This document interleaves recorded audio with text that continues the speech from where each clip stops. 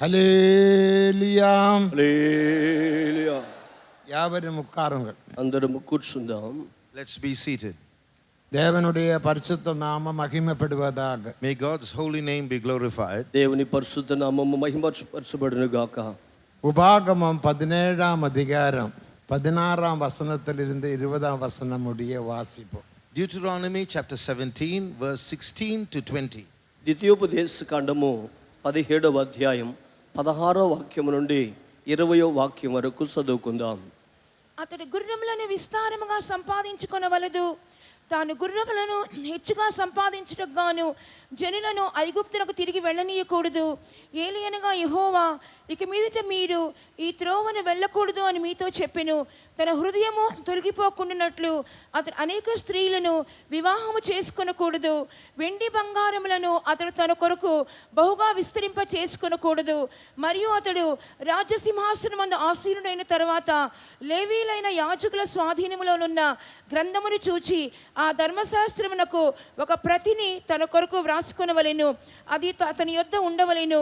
తన రాజ్యమందు తానును తన కుమారులను ఇశ్రాయేలు మధ్యలో దీర్ఘాయుష్మంతులగుటకై తాను తన సహోదరుల మీద గర్వించి ఈ ధర్మమును విడిచిపెట్టి కుడికి గాని ఎడమకు గాని తాను తొలగకయుండునట్లు తన దేవుడైన యెహోవాకు భయపడి ఈ ధర్మశాస్త్ర వాక్యములన్నిటినీ ఈ కట్టడను అనుసరించి నడువ నేర్చుకొనుటకు అతడు తాను బ్రతుకు దినములన్నిటిను ఆ గ్రంథమును చదువుచుండవలెను. But he shall not multiply horses to himself, nor cause the people to return to Egypt, to the end that he should multiply horses. For as much as the Lord had said unto you, ye shall henceforth return no more that way. Neither shall he multiply wives to himself, that his heart turn not away. Neither shall he greatly multiply to himself silver and gold. And it shall be, when he sitteth upon the throne of his kingdom, that he shall write him a copy of this law in a book out of that which is before the priests the Levites. And it shall be with him, and he shall read therein all the days of his life, that he may learn to fear the Lord his God, to keep all the words of his law and these statutes, to do them, that his heart be not lifted up above his brethren, and that he turn not aside from the commandment to the right hand or to the left, to the end that he may prolong his days in his kingdom, he and his children in the midst of Israel. அவன் அநேக குதிரைகளை சம்பாதியாமலும் அநேக குதிரைகளை தனக்கு சம்பாதிக்கும்படிக்கு ஜனங்களை திரும்ப எகிப்திற்கு போக பண்ணாமலும் இருக்க கடவன். இனி அந்த வழியாய் நீங்கள் திரும்ப போக வேண்டாம் என்று கர்த்தர் உங்களுக்கு சொல்லி இருக்கிறாரே. அவன் இருதயம் பின்வாங்கி போகாதபடி அவன் அநேகம் ஸ்திரீகளை படைக்க வேண்டாம். வெள்ளியும் பொன்னும் தனக்கு மிகுதியாய் பெருக பண்ணவும் வேண்டாம். அவன் தன் சிங்காசனத்தின் மேல் வீற்றிருக்கும் போது அவனுடைய இருதயம் அவன் சகோதரர் பேரில் மேட்டிமை கொள்ளாமலும் கற்பனையை விட்டு வலதுபுறம் இடதுபுறம் சாயாமலும் இந்த நியாயப்பிரமாணத்தின் எல்லா வார்த்தைகளையும் இந்த கட்டளைகளையும் கைக்கொண்டு இவைகளின்படி செய்வதற்காக தன் தேவனாகிய கர்த்தருக்கு பயந்திருக்கும்படி கற்றுக்கொள்ளும் பொருட்டு அவன் லேவியராகிய ஆசாரியரிடத்தில் இருக்கிற நியாயப்பிரமாண நூலை பார்த்து தனக்காக ஒரு பிரதியை எழுதி தன்னிடத்தில் வைத்து கொண்டு தன் ஜீவனுள்ள நாளெல்லாம் அதை வாசிக்க கடவன். இப்படி செய்வதினால் தானும் தன் குமாரரும் இஸ்ரவேலின் நடுவே தங்கள் ராஜ்யத்திலே நீடித்து வாழுவார்கள். நீடித்து வாழ்வார்கள், அதுவே நம்முடைய விஷயம். He shall prolong his days. That's the theme of our message today. అతడు తాను దీర్ఘాయుష్మంతుడిగా జీవించును అనేదే మన అంశమైనది. நாம் தேவ சமூகத்தில் நீடித்து வாழ வேண்டும். We have to prolong or stay long in God's presence. మనము దేవుని సన్నిధానంలో దీర్ఘాయుష్ గలవారుగా మనము జీవించవలెను. 3 யோவான் 2ஆம் வசனத்தை நாம் வாசிக்கும்போது, பிரியமானவனே உன் ஆத்துமா வாழ்கிறது போல எல்லாவற்றிலேயும் வாழ்ந்து நீ சுகமாயிருக்க வேண்டும் என்று நாம் வாசிக்கிறோம். In 3 John verse 2 we read, Beloved, I would that you would be prosperous and in good health above all things, even as your soul prospereth. 3వ యోహాను 2వ వాక్యమందు, ప్రియుడా నీ ఆత్మ వర్ధిల్చున్న ప్రకారము నీవు అన్ని విషయములను వర్ధిల్చు సౌఖ్యము కొండవలనని പ്രാർത്ഥിച്ചുനാണ് ചെപ്പുന്നാട്. நீடித்து வாழ வேண்டுமானால் வாசிக்கப்பட்டதான பகுதியில் ഏഴ് കാര്യങ്ങളെ കുറിച്ച് നാം വാസിത്തു. To live long, we just read about 7 points that we have to observe for that. అతడు దీర్ఘాయుష్మంతుడిగా జీవించవలనంటే చదివిన వేదవాక్యములో 7 కార్యములు మనం చదివి ఉన్నాం. தேவன் தருகிற சமயத்துக்கு ஏற்றபடி ஒன்றொன்றாக நாம் சிந்திப்போம். So let's consider these points one by one according to the time that God allows us. దేవుడు అనుమతించే సమయానుసారంగా మనం ఒక్కొక్కటిగా మనము తలంచుదుము. முதலாவது நீடித்து வாழ்வோம் என்றதான பகுதியை கவனிப்போம். First of all, let's look at that phrase that he may prolong his days. మొట్టమొదటిగా దీర్ఘాయుష్మంతులగుట అనే అంశాన్ని మనం ధ్యానించుకుందాం. தேவ சபையில் பின்மாற்றம் என்பது இல்லை. There is no backsliding in God's true church. దేవుని యొక్క సంఘమందు వెనుకబడుట అనేది లేదు. தேவ சபையில் துக்கம், கவலைகள், பாரங்கள் ஒன்றும் இல்லை. There is, ideally speaking, there is no burden or sorrow or worry in God's true church. దేవుని సంఘమందు దుఃఖములు గాని భారములు గాని వేదన గాని ఏమీ లేదు. நீடித்து வாழ வேண்டுமானால் இவ்விதமான நெகட்டிவான பகுதிகள் அகன்று போக வேண்டியது அவசியம். It is imperative that all these negative things must leave our life for us to live long. దీర్ఘాయుష్మంతులుగా ఉండవలనంటే ఇటువంటి వ్యతిరేక్తమైన కార్యములు తొలగింపబడుట అవసరమై ఉన్నది. இது உங்களுக்கு ஆச்சரியத்துக்குரிய ஒரு காரியமாக இருக்கலாம். என்ன, நம்முடைய சபையில் பின்மாற்றம் இல்லையா, துக்கம் இல்லையா, கவலை இல்லையா, பாரம் இல்லையா, இந்த பாஸ்டர் என்னதான் சொல்றாரு என்று நீங்கள் நினைக்க கூடும். You might be wonder, what is this pastor talking? He's saying there's no backsliding in the church. Is there no backsliding? No sorrow? No worry? ఈ యొక్క పాస్టర్ గారు మాట్లాడేది ఏంటి? సంఘములో దుఃఖములు కానీ విచారములు కానీ కలతలు కానీ లేవని నేను చెప్పేదాని గురించి మీరు ఆశ్చర్యపడవచ్చును. ஏறக்குறை 1961 ஆண்டில் அமெரிக்காவில் பாஸ்டர் டான் நமது ஐக்கியத்தில் இந்த உபதேசத்தில் ஐக்கியப்பட்டார். Around the year 1961 in the USA, one of our pastors, Pastor Don, joined this fellowship. దాదాపుగా 1961 సంవత్సరం ముందు ఈ మన సంఘమందు అమెరికా దేశంలో యుఎస్ఏలో పాస్టర్ డాన్ గారు మన సంఘమునకు ఐక్యపడి ఉన్నారు. பாஸ்டர் ஏசி தோமஸ் அவர்கள் அமெரிக்காவில் ஊழியம் செய்து வந்தார். At that time, our pastor, Pastor A.C. Thomas, was serving in the US. ఆ దినములందు పాస్టర్ ఏసీ థామస్ గారు అమెరికాలో సేవ சில చేస్తున్నారు. நாட்களுக்கு பிறகு After a few days, కొన్ని దినములకు తర్వాత pastor Don pastor A C Thomas கிட்ட ஒரு கேள்வியை கேட்டார். Pastor Don asked Pastor A.C. Thomas a question. Pastor Don గారు పాస్టర్ ఏసీ థామస్ గారి దగ్గర ఒక ప్రశ్న பாஸ்டர், అడిగాడు. நீங்க அடிக்கடி மகிமையுள்ள சபை, மேன்மையான சபை, சமாதானமுள்ள சபை என்று சொல்றீங்களே, அது உண்மையா? நமது சபையில் எவ்வளவு பிரச்சனைகள், எவ்வளவு போராட்டங்கள் இருக்கிறது. அப்படிப்பட்ட பிரச்சனைகள் வைத்து எப்படி நீங்கள் நமது சபை மகிமையுள்ள சபை என்று சொல்லலாம் என்று ஒரு கேள்வியை கேட்டார். You keep repeating this words in your sermon, glorious church, great church, peaceful church, but as practically speaking, are there no worries and burdens and problems in our church? ఎప్పుడు చూసినా మీరు సంఘము మహిమ కలిగినది, శ్రేష్టమైనది, సమాధానము గలదని ప్రసంగించుచున్నారు, కానీ మన సంఘములో ఎన్నో సమస్యలు ఉన్నాయని పాస్టర్ డాన్ గారి దగ్గర அவர் சொன்னார், நீங்க காண்கிற இந்த சபையில் பிரச்சனைகள் இருக்கலாம். Then pastor's response was, in that church that you can see around you, there might be problems. మీరు చూస్తున్న భూమిలోండే సంఘములో ఇటువంటి సమస్యలు ఉండవచ్చును. இந்த சபைக்குள்ள இன்னொரு சபையானது காணப்படுகிறது. அதுவே எடுத்துக்கொள்ளப்படுகிற சபை. எடுத்துக்கொள்ளப்படுகிற சபையில் பின்மாற்றம் இல்லை. But within this church is a hidden mystical church that is going to be raptured when Jesus comes. That church will not backslide. ఈ సంఘము లోపల ఎత్తబడేటువంటి సంఘం ఉన్నది. ఆ సంఘములో ఇటువంటి విచార కలతలు లేవు. இதற்கு ஆதாரமாக எசேக்கியேல் 1 அதிகாரத்தை நாம் வாசிக்கும்போது, to substantiate this truth, when we turn to the first chapter of the book of Ezekiel, దీనికి ఆధారముగా హెస్కేలు గ్రంథం 1వ అధ్యాయం చదివినప్పుడు 1 அதிகாரம் 9ஆம் வசனம், 12ஆம் வசனம், 17ஆம் வசனத்தை நாம் வாசிக்கும் போது, when we read verses 9 and 12 and 17, మనము దానిలో 9వ వాక్యము, 12వ వాక్యము, 17వ వాక్యము చదివినప్పుడు அங்கே 4 జీవన్களை குறித்து நாம் படிக்கிறோம். we read of 4 living creatures there. అక్కడ 4 జీవుల గురించి చదువుతున్నాం. BC 586ஆம் ஆண்டில் கேபார் நதி அண்டையில் ஜெபித்துக் கொண்டிருக்கும் போது எசேக்கியாவுக்கு தேவன் வெளிப்படுத்திய ஒரு தரிசனம் தான் 4 ஜீவன்களின் தரிசனம். This vision of the 4 living creatures is a vision that God gave the prophet Ezekiel when he was praying on the banks of the river Kibar in the year 586 BC. యొక్క యేస్కేలు ప్రవక్త కేబార్ నది దగ్గర క్రీస్తుకు పూర్వము 586లో ప్రార్థించుచు ఉండగా ఈ 4 జీవుల గురించి దర్శనమిచ్చాడు. ஜீவன்கள் புதிய ஏற்பாட்டு சபையை வெளிப்படுத்துகிறது என்று நம்முடைய பரிசுத்தவான்கள் நமக்கு நிரூபித்து சொல்லி தந்தார்.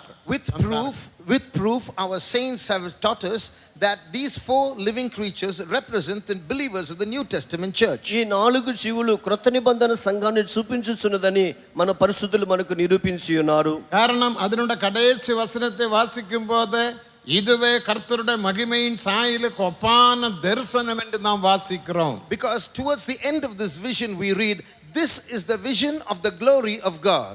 ఈ యొక్క వాక్యముల చివరిలో చదివినప్పుడు ఇది యెహోవా ప్రభావ స్వరూప దర్శనమని చూస్తున్నాం.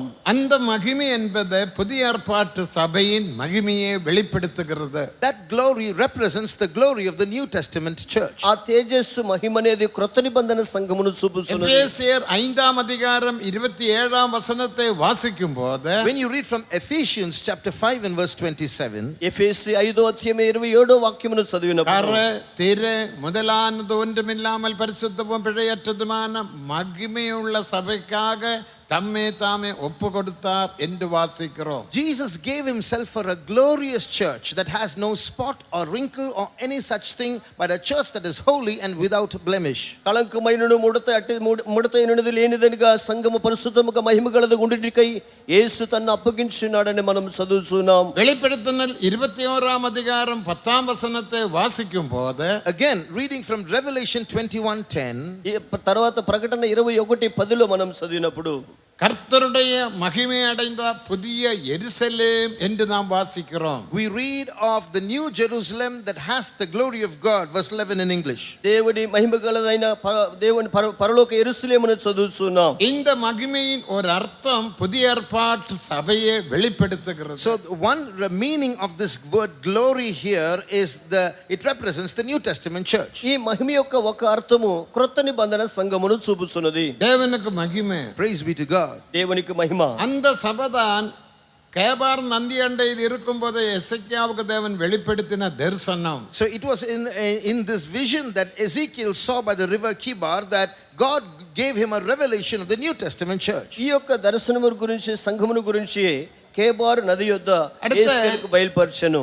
1ஆம் அதிகாரம் 9ஆம் வசனத்திலும் 12ஆம் வசனத்திலும் 17ஆம் வசனத்திலும் வாசிக்கும் போது coming back to verses 9 and 12 and 17 of chapter 1, మనము తిరిగి వెనక్కి వచ్చి 9వ వాక్యము 12వ వాక్యము 17వ వాక్యము அந்த చదివినప్పుడు ஜீவன்கள் போகையில் திரும்புகிறதில்ல. when these living creatures went forward, they turned not back, we read. ఆ యొక్క జీవులు వెలుచుండగా అవి వెనుకకు తిరగవు. தமிழ்ல மட்டும் Read in Tamil alone. அவைகள் செல்லுகையில் திரும்புகிறதில்ல. They don't return. 12ஆம் வசனம். அவர்கள் போகையில் திரும்பி பார்க்கிறதில்ல. இனி 17ஆம் வசனம். ஓடுகையில் திரும்பி பார்க்கிறதில்ல. பாருங்க, புதிய ஏற்பாட்டு சபையில பின்மாற்றம் என்பது இல்ல. See, there is no turning back in the New Testament church. అవి వెనుకకు తిరుగు అని రాయబడినది. క్రొత్త నిబంధన సంఘములో వెనుకబాటుతనం లేదు. அப்ப நீங்க சொல்லலாம், நமது சபையில் ஏகப்பட்ட பின்மாற்றம், ஏகப்பட்ட பிரச்சனை, என்னோட வாழ்க்கையிலும் கூட எத்தனையோ பிரச்சனை என்று நீ சொல்லக்கூடும். You might argue, look at the number of problems that is taking place in the church. Even in my life there are so many problems. అట్లయితే మీరు చెప్పవచ్చు, మన సంఘములో విస్తారముగా వెనుకబాటుతనం ఉన్నది, నా జీవితంలో కూడా వెనుకబాటుతనము సమస్యలు ఉన్నవని మీరు చెప్పవచ్చును. இந்த சபைக்குள்ள இனி ஒரு சபையானது உருவாக்கப்பட வேண்டும். அதுதான் எடுத்துக்கொள்ளப்படுகிற சபை. In this church there is another church that is to be formed. That is the church that is going to be caught up. ఈ సంఘము లోపల ఇంకొక సంఘము రూపింపబడుచున్నది, అది ఎత్తబడేటువంటి సంఘము. நமக்கு ஒரு அருமையான பாஸ்டர் அடையாறில் இருந்தார், பாஸ்டர் சி ஜான் ஐயா அவர்கள் என்று சொல்லுவார்கள். We had a pastor called Pastor C. John who served in Adayar, affectionately called Ayya.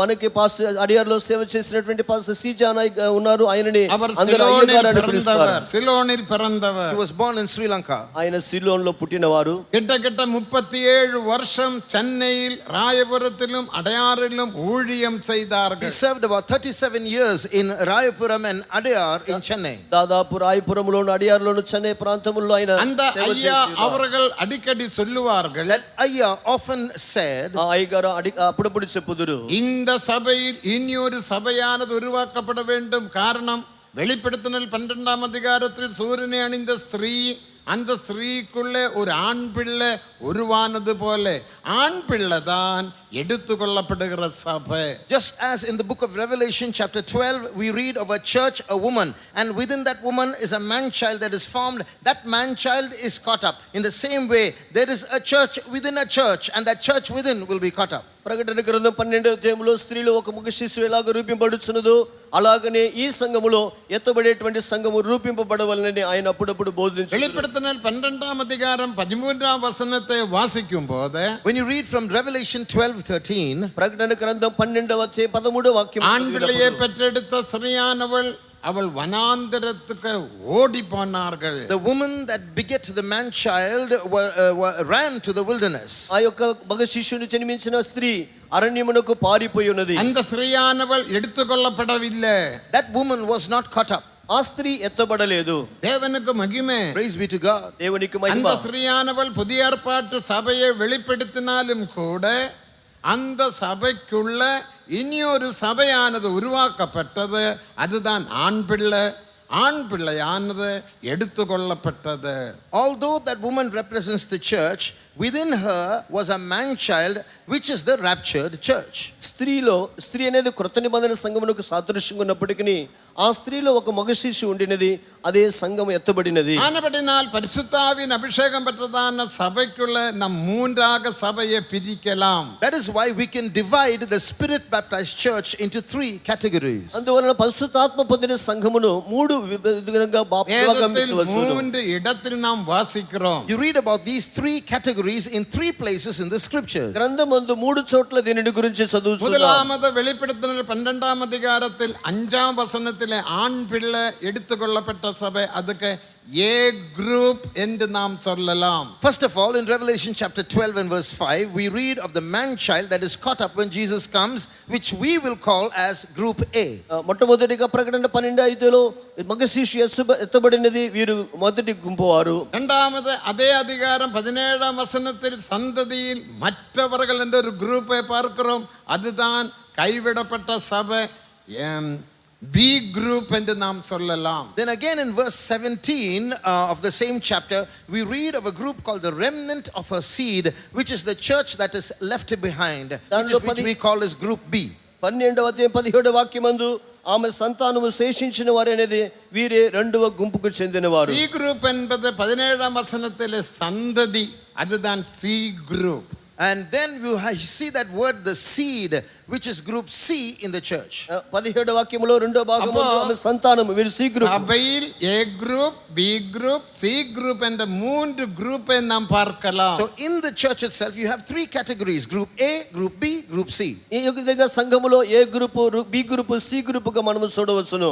அடுத்த தெளிவு மத்தேயு 25ஆம் அதிகாரத்தை வாசிக்கும் போது, The second clarification in Matthew chapter 25. రెండవ తేటగా మత్తయి సువార్త 25వ అధ్యాయం చదివినప్పుడు அங்க மணவாளனை எதிர்கொண்ட புறப்பட்டதான 10 கன்னிகைகளை குறித்து நாம் வாசிக்கிறோம். We read of 10 virgins which went forth to meet the bridegroom. అక్కడ పెండ్లి కుమారుని ఎదుర్కొంటకు పోయినటువంటి 10 మంది కన్నికల గురించి చూస్తున్నాం. அங்கே மணவாளன் என்று நாம் வாசிக்கிறோம். Although we read the word bridegroom in verse 1, వాక్యం 1 మందు పెండ్లి కుమారుడని చదువుతున్నాం. மணவாளன் என்று சொல்லும்போது அங்கே ஒரு மணவாட்டியையும் நாம் பார்க்கின்றோம். the moment the word bridegroom is mentioned, it's obvious that the bride is there as well. పెండ్లి కుమారుడంటే అక్కడ పెండ్లి కుమార్తెను మనం చూస్తున్నాం.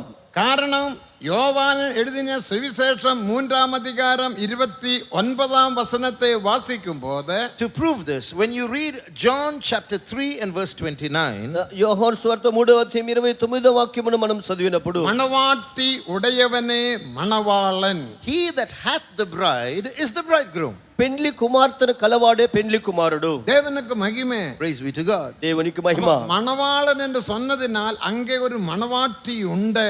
So the moment the word bridegroom is mentioned, the bride is there. అక్కడ పెండ్లి కుమారుడు ఉన్నాడంటే పెండ్లి కుమార్తె కలదు. அதான் ஏ group. That is group A. వారే ఏ గ్రూపు. அடுத்த 10 கன்னிகைகளை குறித்து வாசிக்கிறோம். Then we read of the 10 virgins in Matthew 25. దానికి తరువాత 10 మంది కన్నికల గురించి அதில் 5 கன்னிகை புத்தியுள்ள கன்னிகை, அது கைவிடப்பட்ட சபை, அது B group. Of them you see 5 virgins are wise. They are group B, the church that is left behind. 5 మంది బుద్ధిగల కన్నికలు, వారు సేవింపబడినటువంటి సంఘము, వారు బి அடுத்த గ్రూప్. புத்தி இல்லாத 5 கன்னிகைகள், அதுதான் கைவிடப்பட்ட சபையிலே C group. And then we see 5 other virgins who are foolish virgins. They are the church that is left behind, group C. 5 కన్నికలు బుద్ధి లేని వారు, వీరే చేయి విడబడినటువంటి గ్రూప్ కు. மூன்றாவது தெளிவு நாம் பார்க்கும்போது, The third proof, మూడవ గుంపు వారిని చూసినప్పుడు, 50ஆம் சங்கீதத்தை நாம் வாசிக்கும் போது, when you read Psalm 50, 50వ கீర్తనలో మనం చదివినప్పుడు, 50ஆம் சங்கீதம் புதிய ஏற்பாட்டு சபையை குறித்துள்ள தீர்க்க தரிசன சங்கீதம் தான். the Psalm 50 is actually a prophecy about the New Testament church. 50వ కీర్తన కొత్త నిబంధన సంఘం యొక్క ప్రవచన కీర్తన. அதில் 5ஆம் வசனத்தை வாசிக்கும் போது, When you read verse 5, దానిలో 5వ వాక్యంను చదివినప్పుడు, வெளியினால் என்னிடத்தில் உடன்படிக்கை செய்த என் பரிசுத்தவான்களே கூட்டுங்கள், gather my saints who have made a covenant with me by sacrifice. బలి అర్పణ చేత నాతో నిబంధన చేసిన నా భక్తులను సమకూర్చుడి. கூட்டுங்கள் என்பது கர்த்தருடைய ரகசிய வருகையை வெளிப்படுத்துகிறது. rapture. The word gather is a representative of the rapture at the coming of Jesus. నా యొద్దకు సమకూర్చుడి అనేది యేసు యొక్క రక్షణ ఎత్తబడుట. 5ஆம் வசனம் A group. So the 5th verse has a group in it. 50వ కీర్తన 5వ వాక్యము ఏ గ్రూప్ కు அதில் చెందినవారు. பி குரூப் என்பதை 7ஆம் வசனத்தில் வாசிக்கிறோம். Then in verse 7 you read of B group. 7వ వాక్యంలో బి గ్రూప్ ను చూస్తున్నాం. அவர்களை நாம் என் ஜனங்கள் என்று வாசிக்கிறோம். They are called my people. వారిని నా జనులారా అని చెప్పబడుచున్నది. ఏ గ్రూప్ ఎన్ పరిశుద్ధవాன்கள். Group A is my saints. A group వారు నా భక్తులు లేదంటే నా పరిశుద్ధులు. வெளியினால் என்னிடத்தில் உடன்படிக்கை செய்த என் பரிசுத்தவான்களை கூட்டுங்கள். Gather my saints who have made a covenant with me by sacrifice. నాతో నిబంధన చేసిన నా పరిశుద్ధులను సమకూర్చుడి. அப்ப ஏ குரூப் தேவனுடைய பரிசுத்தவான்கள். So group A are God's saints. దేవుని పరిశుద్ధులే ఏ గ్రూప్ కు చెందినవారు. பி குரூப் என்பது 7ஆம் வசனத்தில் என் ஜனங்கள் என்று வாசிக்கிறோம். Group B are called my people in verse 7. B group వారు అనేవారు నా జనులు అని చదువుతున్నారు. என் ஜனங்களே கேளுங்கள், நான் உனக்கு விரோதமாக சாட்சியிடுவேன். Listen to me, my people, I will testify against you. నా జనులారా నేను మాట్లాడగా ఆలకించుడి, నీ మీద నేను இதுதான் సాక్ష్యం పలికెదను. கைவிடப்பட்ட சபையிலே B group. This is group B, the church that is left behind. వీరు చేయి వదిలిపెట్టబడిన సంఘస్థులు బి గ్రూప్ వారు. அவர் விரோதமான பாவம் செய்தவர்கள். They have sinned against God. వారు దేవునికి విరోధమైన పాపము చేసిన వారు. வேதத்தில் 32 விதமான விரோதமான பாவத்தை நாம் பார்க்கின்றோம். In the Bible you read of 32 kinds of sins that we can do against God. గ్రంథమందు 32 విధములైన దేవునికి విరోధమైన పాపముల గురించి அதில் చూస్తున్నాం. ஒன்றுதான் கலாத்தியர் 5ஆம் அதிகாரம் 16ஆம் வசனத்தை வாசிக்கும் போது, And of that, when you read in Galatians 5:16, దానిలో ఒకటి గలాతీ 5వ అధ్యాయం 16వ వాక్యమందు, மாம்சம் ஆவிக்கு விரோதமாகவும் ஆவி மாம்சத்துக்கு விரோதமாகவும் இச்சிக்கிறது. the flesh lusteth against the spirit and the spirit against the flesh. ఆత్మ శరీరమునకును శరీరము ఆత్మకు విరోధంగా ఒకదానికొకటి இப்படி అపేక్షించుచున్నది. விரோதமான 32 பாவங்களை நாம் வேதத்தில் வாசிக்கிறோம். Likewise, we read of 30 sins where you have this word against. ఈ విధముగా 32 పాపముల గురించి మనం వ్యతిరేకమైన இந்த పాపములు பாவங்கள் చదువుతున్నాం. அவருடைய வாழ்க்கையில் காணப்பட்டபடியினால் அவர்கள் கைவிடப்பட்டார்கள். These sins were found in group B. That's why they were left behind. ఈ పాపములు వారి జీవితంలో కనబడినవి గనుక వారు చేయి విడవబడి ఉన్నారు. முறுமுறுப்பு ஒரு விரோதமான பாவம். Murmuring has the word against in it. సనుగుట అనేది దేవునికి విరోధమైన పాపము. கசப்பு தேவனுக்கு விரோதமான விரோதமான பாவம். Bitterness is a sin against God. చేదు దేవునికి విరోధమైన పాపము. தேவனுக்கு மகிமை. Praise be to God. దేవునికి మహిమ. யாத்ராகமம் 8ஆம் அதிகாரத்தில் நாம் வாசிக்கும் போது Reading from Exodus 8. నిర్గమాకాండం 8వ అధ్యాయమందు உங்கள் முறுமுறுப்பு எங்களுக்கு விரோதமானதல்ல கர்த்தருக்கு விரோதமானது என்று வாசிக்கிறோம். Your murmurings are not against me, but against the Lord, we read. మీ సనుగులు మాకు కాదు కానీ యెహోవాకు విరోధముగానే మీరు సనుగుచున్నారు. முறுமுறுப்பு விரோதமான பாவம், கைவிடப்படக்கூடிய பாவம். So murmuring is against God. You can be left behind. సనుగుట యెహోవాకు విరోధమైన పాపము, అది చేయబడే పాపము. சி குரூப்பை நாம் பார்க்கின்றோம். Then we read of C group. అక్కడ సి గుంపు వారిని చూస్తున్నాం. 16ஆம் வசனத்தில் இருந்து 20ஆம் வசனம் முடிய From verse 16 to 20. 16వ వాక్యం నుండి 20వ వాక్యం వరకు அவங்களுக்கு கொடுக்கப்பட்ட பேர் துன்மார்கன். They are called the wicked. వారికి దుష్టులు దుర్మార్గులు అని చెప్పబడుతుంది. கர்த்தர் துன்மார்கனை நோக்கி இது என்னிடத்தில் உடன்படிக்கை செய்யவும் என்னோட வசனங்களை எடுத்து உரைக்கவும் உனக்கு என்ன நியாயம் உண்டு? God looks at the wicked and say, who gave you the authority to take my word in your mouth? దేవుడు భక్తిహీనుడితో ఇటు సెలవిస్తున్నాడు, నా కట్టలు విధించుట నీకేమి పని? இது உலகத்திலே துன்மார்கன் அல்ல. These are not the worldly wicked people. లోకములో ఉండేటువంటి దుర్మార్గులు కాదు. உலகத்திலே துன்மார்கன் எசையா 57ஆம் அதிகாரம் 20ஆம் வசனத்தில் வாசிக்கிறோம். About the wicked people of this world, we read in Isaiah 57:20. యెషయా గ్రంథం 57వ అధ్యాయం 20వ వాక్యములో లోకములో ఉండేటువంటి దుర్మార్గులు 50ஆம் சங்கீதம் 16ஆம் வசனத்திலே துன்மார்கன் ரட்சிக்கப்பட்ட துன்மார்கன். But in Psalm 50 and verse 16, we read of the wicked amongst the saved. ఆ యొక్క దుర్మార్గుల్లో నుండి ఈ యొక్క కొంతమంది రక్షింపబడినటువంటి భక్తులు ఉన్నారు. ஞான ஸ்நானம் எடுத்த துன்மார்கன். The wicked person who has taken baptism. 16లో ఉన్నటువంటి ఆ యొక్క దుర్మార్గులు, ஞாபோதனம் పొందిన எடுத்த దుర్మార్గులు. துன்மார்கன். A wicked man who takes communion. ప్రభు యొక్క సంస్కార ఆరాధన తీసుకునేవారు. உடன்படிக்கை செய்த துன்மார்கன். A wicked man who has made a covenant with God. నిబంధన దేవునితో చేసినటువంటి దుర్మార్గుడు. தேவனுக்கு மகிமை. Praise be to God. దేవునికి మహిమ. அந்த கர்த்தர் துன்மார்கனை நோக்கி நீ என்னிடத்தில் உடன்படிக்கை செய்யவும் என்னுடைய வசனங்களை எடுத்து உரைக்கவும் உனக்கு என்ன நியாயம் உண்டு? What justice do you have in making a covenant with me and taking my words in your mouth? God asks those wicked. భక్తిహీనులతో దేవుడికి సెలవిస్తున్నాడు, నా కట్టలు వివరించడం నీకేమి పని? నా నిబంధన నీ నోట వసించదు. இவன் ஞான ஸ்நானத்தில் தேவனோட உடன்படிக்கை செய்தான். They had made a covenant with God at baptism. ఇతడు బాప్తిస్మములో దేవునితో నిబంధన చేసి 1 ఉన్నాడు. பேதுரு 3ஆம் அதிகாரம் 21ஆம் வசனத்தின்படி According to 1 Peter 3:21. మొదటి పేతురు 3వ అధ్యాయం 21వ వాక్యానుసారంగా அபிஷேகத்தினால் தேவனோட உடன்படிக்கை செய்தான். When they received the Holy Spirit, they made a covenant with God. అభిషేకము ద్వారా దేవునితో నిబంధన చేసి ఉన్నాడు. அந்த சமாதான உடன்படிக்கை என்று எசேக்கியேலில் We வாசிக்கிறோம். read in Ezekiel, it's called the covenant of peace. యేస్కేలు గ్రంథమందు అది సమాధాన నిబంధనను చదువుతున్నాం. தேவனுக்கு மகிமை. Praise be to God. దేవునికి మహిమ. சபையில் கல்யாணம் பண்ணும்போது சபை கல்யாணத்தில் நீ ஒரு உடன்படிக்கை செய்கிறாய். Even in a wedding, you are making a covenant during the wedding. వివాహ సమయములందు సంఘములో ఒక నిబంధన చేస్తున్నారు. அது தேவன் இணைத்ததை மனுஷன் பிரிக்காதிருக்க கடவன். That is why we read, what God had joined together, let not man put asunder. దేవుడు జతపరిచినది మనుషుడు వేరు చేయకూడదు.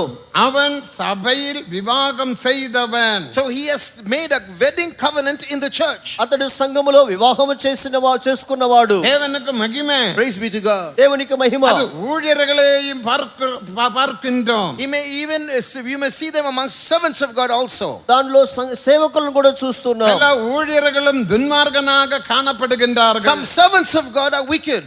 కొంతమంది సేవకులు కూడా దుర్మార్గులుగా ఉన్నారు. எசேயா 56 4-5 வசனங்களை படிக்கும் போது When you read from Isaiah 56 verses 4 and 5, యెషయా గ్రంథం 56 4-5 వాక్యములు அவன் చదివినప్పుడు தேவனிடத்தில் உடன்படிக்கை செய்தான். they have made a covenant with God. అతడు దేవుని యొద్ద నిబంధన చేసి ఉన్నాడు. ஊழியர்கள் தேவனிடத்தில் உடன்படிக்கை செய்தார்கள். Servants of God have made a covenant with God. దేవుని సేవకులు దేవుని యొద్ద నిబంధన చేసి ఉన్నారు. தேவனுக்கு மகிமை. Glory be to God. దేవునికి அப்ப మహిమ. இந்த துன்மார்கன் என்று சொல்லுகிறவன் உலகத்திலே துன்மார்கன் அல்ல என்று நீங்கள் விளங்கிக் கொள்ள So வேண்டும். the wicked mentioned in Psalm 50 are not the wicked people of this world. ఈ యొక్క కీర్తన 50లో ఉన్నటువంటి భక్తిహీనులు, లోకములో ఉన్నటువంటి దుర్మార్గులు இவன் భక్తిహీనులు எப்படி కాదు. துன்மார்கனாக மாற்றப்பட்டான்? How did they become wicked? ఏ విధముగా ఇతడు దుర్మార్గుడిగా భక్తిహీనుడిగా మారాడు? நீதிமொழிகள் 23ஆம் அதிகாரம் 7ஆம் வசனத்தை வாசிக்கும் போது Reading from Proverbs 23 verse 7. సామెతలు 23వ అధ్యాయం 7వ వాక్యము చదివినప్పుడు அவனுடைய இருதயத்தின் நினைவுகள் எப்படியோ அப்படியே அவன் இருக்கிறான். For as he thinketh in his heart, that is how he is. అతని హృదయ తలంపులు ఏ విధంగా ఉన్నవో అతడు అలాగనే ఉన్నాడు. அவனுடைய இருதயத்தின் நினைவுகள் எப்படியோ அப்படியே அவன் இருக்கிறான். His personality emerged from the inmost thoughts of his heart. అతని హృదయ తలంపులు ఎట్లున్నాయో అతడు అలాగూ ఉన్నాడు. நம்முடைய இருதயத்தின் நினைவுகள் எப்படி இருக்க வேண்டும்? How should the thoughts of our heart be? మన హృదయ తలంపులు ఏ విధంగా ఉండవలెను? மெய்யான நீதியிலும் பரிசுத்தத்திலும் தேவ சாயலாக சிருஷ்டிக்கப்பட்ட புதிய மனிதனை தரித்தவராக நாம் காணப்பட We வேண்டும். should be those who have put on the new man, which after God is created in righteousness and true holiness. యథార్థమైన నీతియు భక్తి కలిగినటువంటి దేవుని పోలిక సృష్టింపబడిన నవీన స్వభావం ధరించుకొని ఉండాలి. இந்த துன்மார்கன் செய்த 10 பாவங்களை நாம் சங்கீதத்தில் வாசிக்கிறோம். We read of 10 sins that this wicked men commit in Psalm ఈ 50. భక్తిహీనుడు చేసిన 10 పాపముల గురించి కీర్తనలో அவன் మనం చదువుతున్నాం. சுபாவம் எப்படியோ அப்படியே அவன் காணப்படுகிறான். He is as his character is. అతని స్వభావం ఎలాగున్నదో అలాగే అతడు కనబడుతున్నాడు. என்னென்ன சுபாவங்கள்? What character does he have? ఏమేమి స్వభావములు? 50ஆம் சங்கீதம் 17ஆம் வசனத்திலிருந்து கீழே வாசிக்கும் போது Psalm 50 verse 17 onwards. 50వ కీర్తన 17వ వాక్యం నుండి మనం చదివినప్పుడు முதலாவது அவன் சிட்சையை பகைக்கிறான். 1. He hated instruction. మొట్టమొదటిగా దిద్దుబాటును అసహ్యించుకొనుచున్నాడు. வாசி. சிட்சையை நீ பகைத்து சிட்சையை பகைக்கிறான். இங்க யாராவது சிட்சையை பகைக்கிறீர்களா? Any of you hate chastisement? ఎవరైనా శిక్షను అసహ్యించుకొనుచున్నారా? அடுத்து என்னுடைய வார்த்தைகளை பின்னாக எறிந்து போடுகிறாய். Secondly, you cast my words behind your back. రెండవదిగా నా మాటలు నీ వెనుక త్రోసివేసేదవు. தேவனுடைய வார்த்தைகள், தேவனுடைய ஆலோசனைகள், தேவனுடைய புத்திமதிகள் நீ பின்னால எறிந்து போடுகிறாயா? When God instructs you and counsels you, are you throwing it behind your back? దేవుని మాటలను, దేవుని బుద్ధి మాటలను నీ వెనుక త్రోసివేయుచున్నావా? நீ நீ திருடனை காணும் போது அவனோட ஒருமித்து போகிறாய். When you saw a thief, you consented with him. నీవు దొంగను చూసినప్పుడు వానితో ఏకీభవించెదవు. ரகசிய பாவங்களை செய்து கொண்டிருக்கிறாய். You are indulging in secret sins. రహస్యమైన పాపములు చేయుచున్నావు. వ్యభిచారரோட உனக்கு பங்குண்டு. You participated with adulterers. వ్యభిచారులతో నీవు సాంగత్యము చేసేదవు. உன் வாயை நீ பொல்லாப்புக்கு திறக்கிறாய். You open your mouth for evil. కీడు చేయవలనని నీ నోరు తెరుచుచున్నావు. அடுத்து உன் நாவை நீ சர்ப்பனையே பிணைக்கிறாய். Your tongue frames deceit. నీ నాలుక కపటమును కల్పించుచున్నది. நீ உட்கார்ந்த உன் சகோதரனுக்கு விரோதமாக பேசுகிறாய். You sit down and slander your brother. నీవు కూర్చుండి నీ సహోదరుని మీద కొండెములు చెప్పుచున్నావు. சகோதரன் என்று சொன்னால் விசுவாசிகளுக்கு விரோதமாக நீ பேசுகிறாய். That means you are speaking against your fellow believers. సహోదరులంటే విశ్వాసులకు విరోధంగా మాట్లాడుతున్నావు. உன் தாய் மகனுக்கு விரோதமாக அவதூறு உண்டாக்குகிறாய். You are speaking slandering words against your mother's son. తల్లి కుమారుని మీద అపనిందలు మోపుచున్నావు. தாய் மகனார் தேவ ஊழியர்கள். This represents the servant of God, mother's son. తల్లి కుమారులు అనగా దేవుని సేవకులు. சகோதரங்களுக்கும் விசுவாசிகளுக்கும் ஊழியர்களுக்கும் விரோதமாக பேசிக் கொண்டிருக்கிறான். You are speaking so many things against believers and servants of God. ఇతడు దేవుని సేవకులకు విశ్వాసులకు విరోధముగా అనేక కార్యములు మాట్లాడుచున్నాడు. இவைகளை நீ செய்யும் போது நான் மௌனமாயிருந்தேன். You did all these things and I kept quiet. ఇట్టి పనులు నీవు చేసినను నేను మౌనంగా ఉంటిని. உன்னை போல நானும் இருப்பேன் என்று நீ நினைவு கொண்டாய். And because I kept quiet, you thought that I was like you. నేను నీవలే ఉండునని నీవు అనుకొని ఉన్నావు. ஆனால் நான் கடிந்து கொண்டு உனக்கு கண்களுக்கு முன்பாக ஒன்றொன்றாக நிறுத்துவேன். I will reprove you and bring all these things one by one before your eyes. అయితే నిన్ను గద్దించి ఒక్కొక్కటిగా నీ కన్నులు நான் ஒன்றையும் மறக்கிற தேவன் அல்ல. Don't think that I've forgotten all these things. ఈ కార్యములు నేను మరుచు దేవుడను కాను. நீதியுள்ள தேவன், பரிசுத்த தேவன். I'm a righteous God and a holy God. నేను నీతి గల పరిశుద్ధత గల దేవుడను.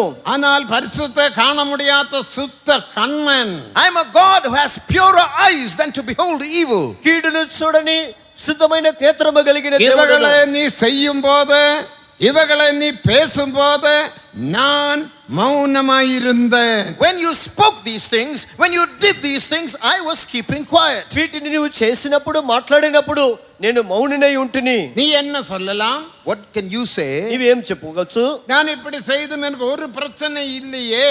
I said this, I did this, nothing happened. నేను ఇలాగ చేసినను ఏ సమస్య எனக்கு నాకు రావటం வியாதி లేదే. இல்லையே. வியாதி. I'm not fallen sick. నాకు వ్యాధి లేదే. எந்த குடும்பம் ஆசீர்வாதமா இருக்கிறது. My family is blessed. నా కుటుంబం ఆశీర్వాదంగా ఉన్నదే. இவகளை நீ செய்யும் போது நான் மௌனமாயிருந்தேன். I kept silent when you kept doing these ఈ things. పనులు నీవు చేసినప్పుడు నేను మౌననై உன்னை ఉంటిని. போல நான் மௌனமாய் இருக்க மாட்டேன். But I won't be silent for long. అయితే దీర్ఘంగా నేను మౌనంగా ఉండను. எல்லாம் உன்னுடைய கண்களுக்கு முன்பாக ஒன்றொன்றாக நிறுத்துவேன். I will set all these things one by one before your eyes. ఈ సంగతులన్నిటిని నీ కన్నుల ఎదుట ఒకటొకటిగా నేను వరుసగా அடுத்த வசனம் ఉంచుదును. என்ன சொல்லுகிறது? What does the next verse say? దానికి తరువాత వాక్యం ఏం చెప్తుంది? கர்த்தரே மறக்கிறவர்களே இதை சிந்தித்துக்கொள். Now consider this. Listen to this. All you who forget God. దేవుని మనుషు వారలారా దీనిని యోచించుకొనుడి. இல்லாவிட்டா நான் உங்களை பீறி போடுவேன், ஒருவனும் விடுவிப்பதில்லை. If you don't listen, I will tear you to pieces and no one can deliver you. లేని ఎడల నేను మిమ్మును చించివేయుదును, அவன் తప్పించువాడు ఎవడును లేకపోవును. சுபாவத்தினால் அவன் துன்மார்கனாக மாற்றப்பட்டான். These are people who have become wicked in their character. అతని స్వభావము వలన అతడు భక్తిహీనుడిగా మారి ఉన్నాడు. அவன் சாராயம் குடிக்கவில்லை, They are not drinking liquor. అతడు మధుపానమును போதைப் பொருள் తాగలేదు, சாப்பிடவில்லை, They are not consuming drugs. మత్తు పదార్థములు భుజించలేదు, மற்ற எந்த விதமான காரியங்களிலும் ஈடுபடவில்லை. They are not involved in physical sins. వేరేదే శరీర ప్రకారమైన పాపములు எந்த చేయలేదు. சிக்ஷையே அவன் பகைத்தான். But they hated my chastisement. అతడు నా యొక్క దిద్దుబాటును எந்த வார்த்தைகளை అసహించుకున్నాడు. பின்னாக எறிந்து போட்டான். They threw my words behind their నా backs. మాటలు వెనుకకు త్రోసివేశాడు. அவன் திருடனை காணும் போதே ஒருமித்து போகிறான். When he saw a thief, he consented with him. దొంగతో ఏకీభవించి వెళుతున్నాడు. விபச்சாரரோடும் அவனுக்கு பங்குண்டு. He had participated with adulterers. వ్యభిచారులతో సాంగత్యం ఉన్నది. இப்படி 10 காரியங்களை நாம் வாசித்து கேட்போம். So we just heard of a list of 10 things the wicked man ఈ does. విధముగా 10 కార్యములు చదువుగా విని ఉన్నాం. இதுதான் C group. This is group C. ఇది సి గ్రూప్ వాళ్ళు. அப்ப பியும் சியும் சேரும் போது தான் சபையில் குழப்பங்கள் உண்டாகிறது. So you have confusion in the church and problems when group B and C emerge and get together. సంఘములో ఉన్నటువంటి బి గ్రూప్ వాళ్ళు సి గ్రూప్ వాళ్ళు ఇద్దరు కలిసినప్పుడే సంఘములో గందరగోళములు కలతలు కలుగుతున్నవి. பிரச்சனை இல்ல. There is no problem in group A. A group వారి ద్వారా ఏ సమస్య లేదు. ஆகும்படி தேவன் நம்மை அழைத்தார். God has called us to be group A. మనము గ్రూప్ ఏగా ఉండుటకై దేవుడు పిలిచాడు. நீ சி குரூப்பா இருக்கலாம், ஏ குரூப்பாக மாறலாம். Even if you are group C now, you can still become group A.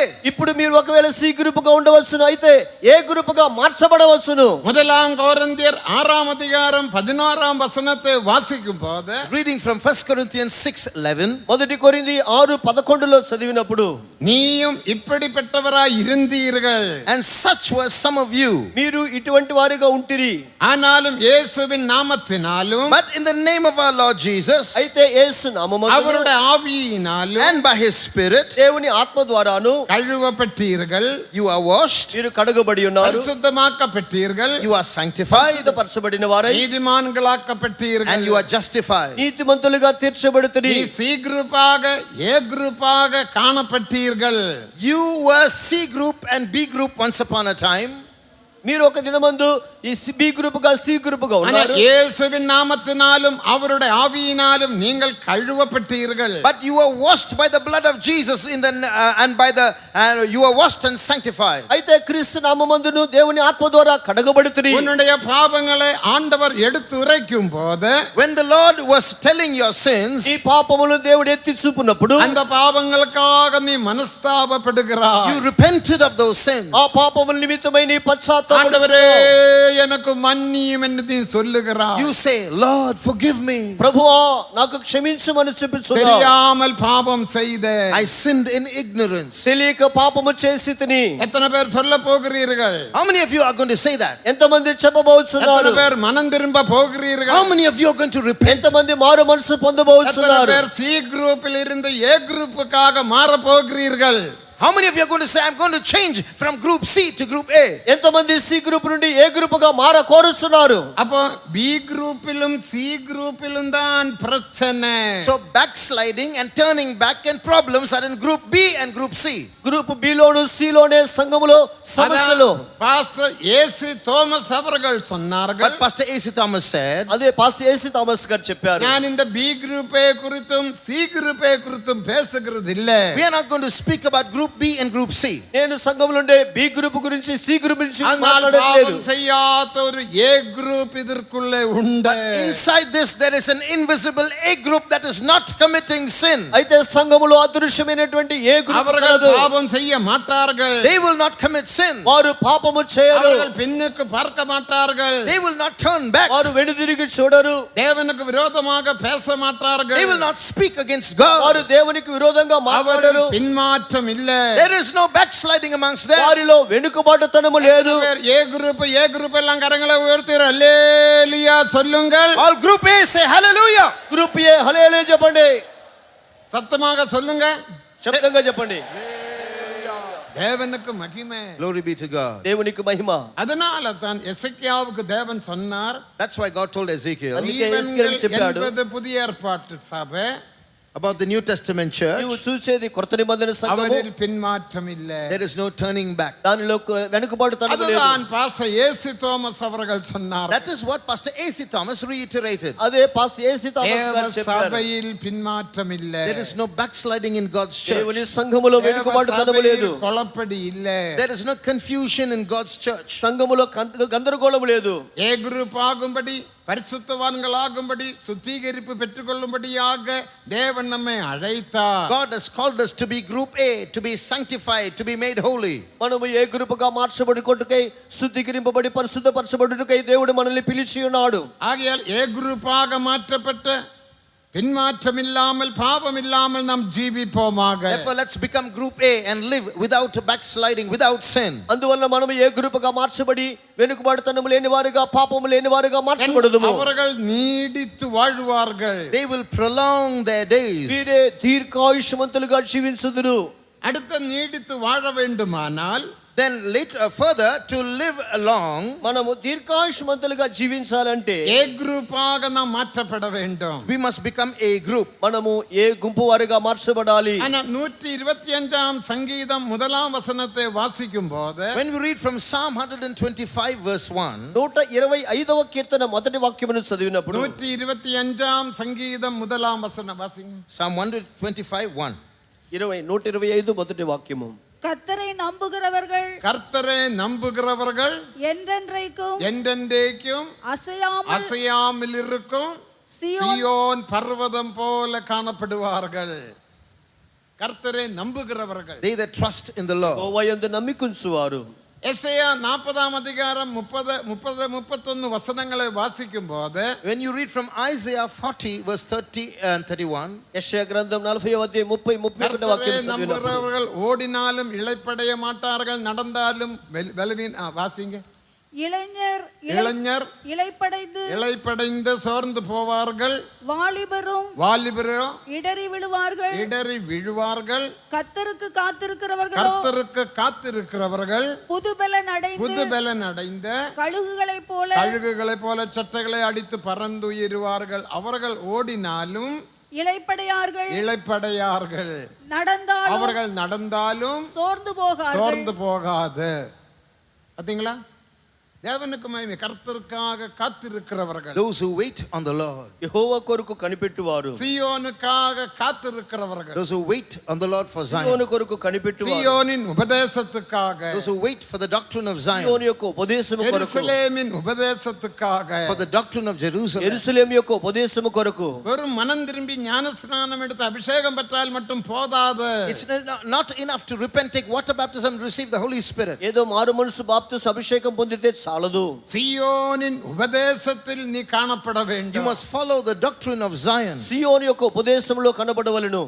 எபிரேயர் 12ஆம் அதிகாரம் 22ஆம் வசனத்தை வாசிக்கும் போது, Reading from Hebrews chapter 12 and read verse 22. ఎబ్రీ 12వ అధ్యాయం 22వ వాక్యమును చదివినప్పుడు, அவர்களை பரம எருசலேமிற்கும் சீயோனிடத்திற்கும் அவர்கள் வந்து சேர்ந்தார்கள். Ye are come to Mount Zion, to the heavenly Jerusalem. ఇప్పుడైతే సియోను కొండకు పరమ యెరూషలేముకు వచ్చి చేరి ఉన్నారు. அபிஷேகம் பெற்ற எபிரேய விசுவாசிகள், The Hebrew believers who had received the Holy Spirit అభిషేకం పొందినటువంటి హెబ్రీ విశ్వాసులు பரம எருசலேமினிடத்திலும் சீயோனிடத்துக்கும் வந்து சேர்ந்தார்கள். arrived at Mount Zion and the heavenly Jerusalem. వారు పరలోకపు యెరూషలేముకు సియోను కొండకు వచ్చి చేరి நாமும் ఉన్నారు. சீயோனில் எருசலேமில் வந்து சேர வேண்டும். So we have to come to Mount Zion and heavenly Jerusalem. మనము పరలోక యెరూషలేముకు நீ సియోనుకు వచ్చి நீடித்து வாழ చేరవలెను. வேண்டுமானால், For you to prolong your days, నీవు దీర్ఘాయుష్మంతుడిగా జీవించాలంటే, மாற்றத்தில் போகாமல் இருக்க வேண்டுமானால், to avoid backsliding, వెనుకబాటుకు పోకుండా ఉండాలంటే, பின்மாற்றம் முன்னே அசையாமல் இருக்க வேண்டுமானால், அசைக்காமல் இருக்க வேண்டுமானால், for you to remain unshaken from backsliding, వెనుకబాటు తనము నిన్ను కదిలించకుండా ఉండాలంటే, சீயோனின் உபதேசத்தில் காணப்பட you must வேண்டும். be found living by the doctrines of Zion. సియోను యొక్క ఉపదేశములో కనబడవలెను. தேவனுக்கு மகிமை. Praise be to God. దేవునికి మహిమ. நமது உபதேசத்தில் சீயோன் உபதேசம் மேன்மையான உபதேசம். One of the sublime doctrines that we propound is the doctrine of Zion. దేవుడు మనకిచ్చిన ఉపదేశంలో సియోను ఉపదేశము எல்லா శ్రేష్టమైనది. சபையாரும் சீயோனுக்கு விரோதமாக கூடியிருக்கிறார்கள். Many churches have gathered against Zion. అనేక సంఘస్థులు సియోనుకు విరోధముగా సమకూడి ఉన్నారు. மீகா 4ஆம் அதிகாரம் 11ஆம் வசனத்தை வாசிக்கும் போது, When you read from Micah 4:11, మీకా 4వ అధ్యాయం 11వ వాక్యము, சீயோன் தீட்டுப்படுவாளாக, let Zion be defiled. సియోను எங்கள் అపవిత్రపరచబడును గాక. கண்கள் அது பார்ப்பதாக என்று சொல்லி அநேக ஜாதியார் உனக்கு விரோதமாக கூடியிருக்கிறார்கள். Many nations have gathered against you and they want to see you defiled. అన్ని జనులు అనేకులు అది చూసుటకు సమకూడి ఉన్నారు. சீயோன் தீட்டுப்பட வேண்டும். Zion should be defiled. సియోను అపవిత్రపరచబడవలెను. சீயோன் அழிக்கப்பட வேண்டும். Zion should be smitten. సియోను నశింపబడాలి. 1923ஆம் ஆண்டில், In the year 1923, 1923వ సంవత్సరమందు 104 வருடமாய் விட்டது. it's now 104 years past that, 104 సంవత్సరములైనది. நமது சபையை தேவன் ஆரம்பித்தார். God founded our church. ప్రభు మన సంఘమును ప్రారంభించినాడు.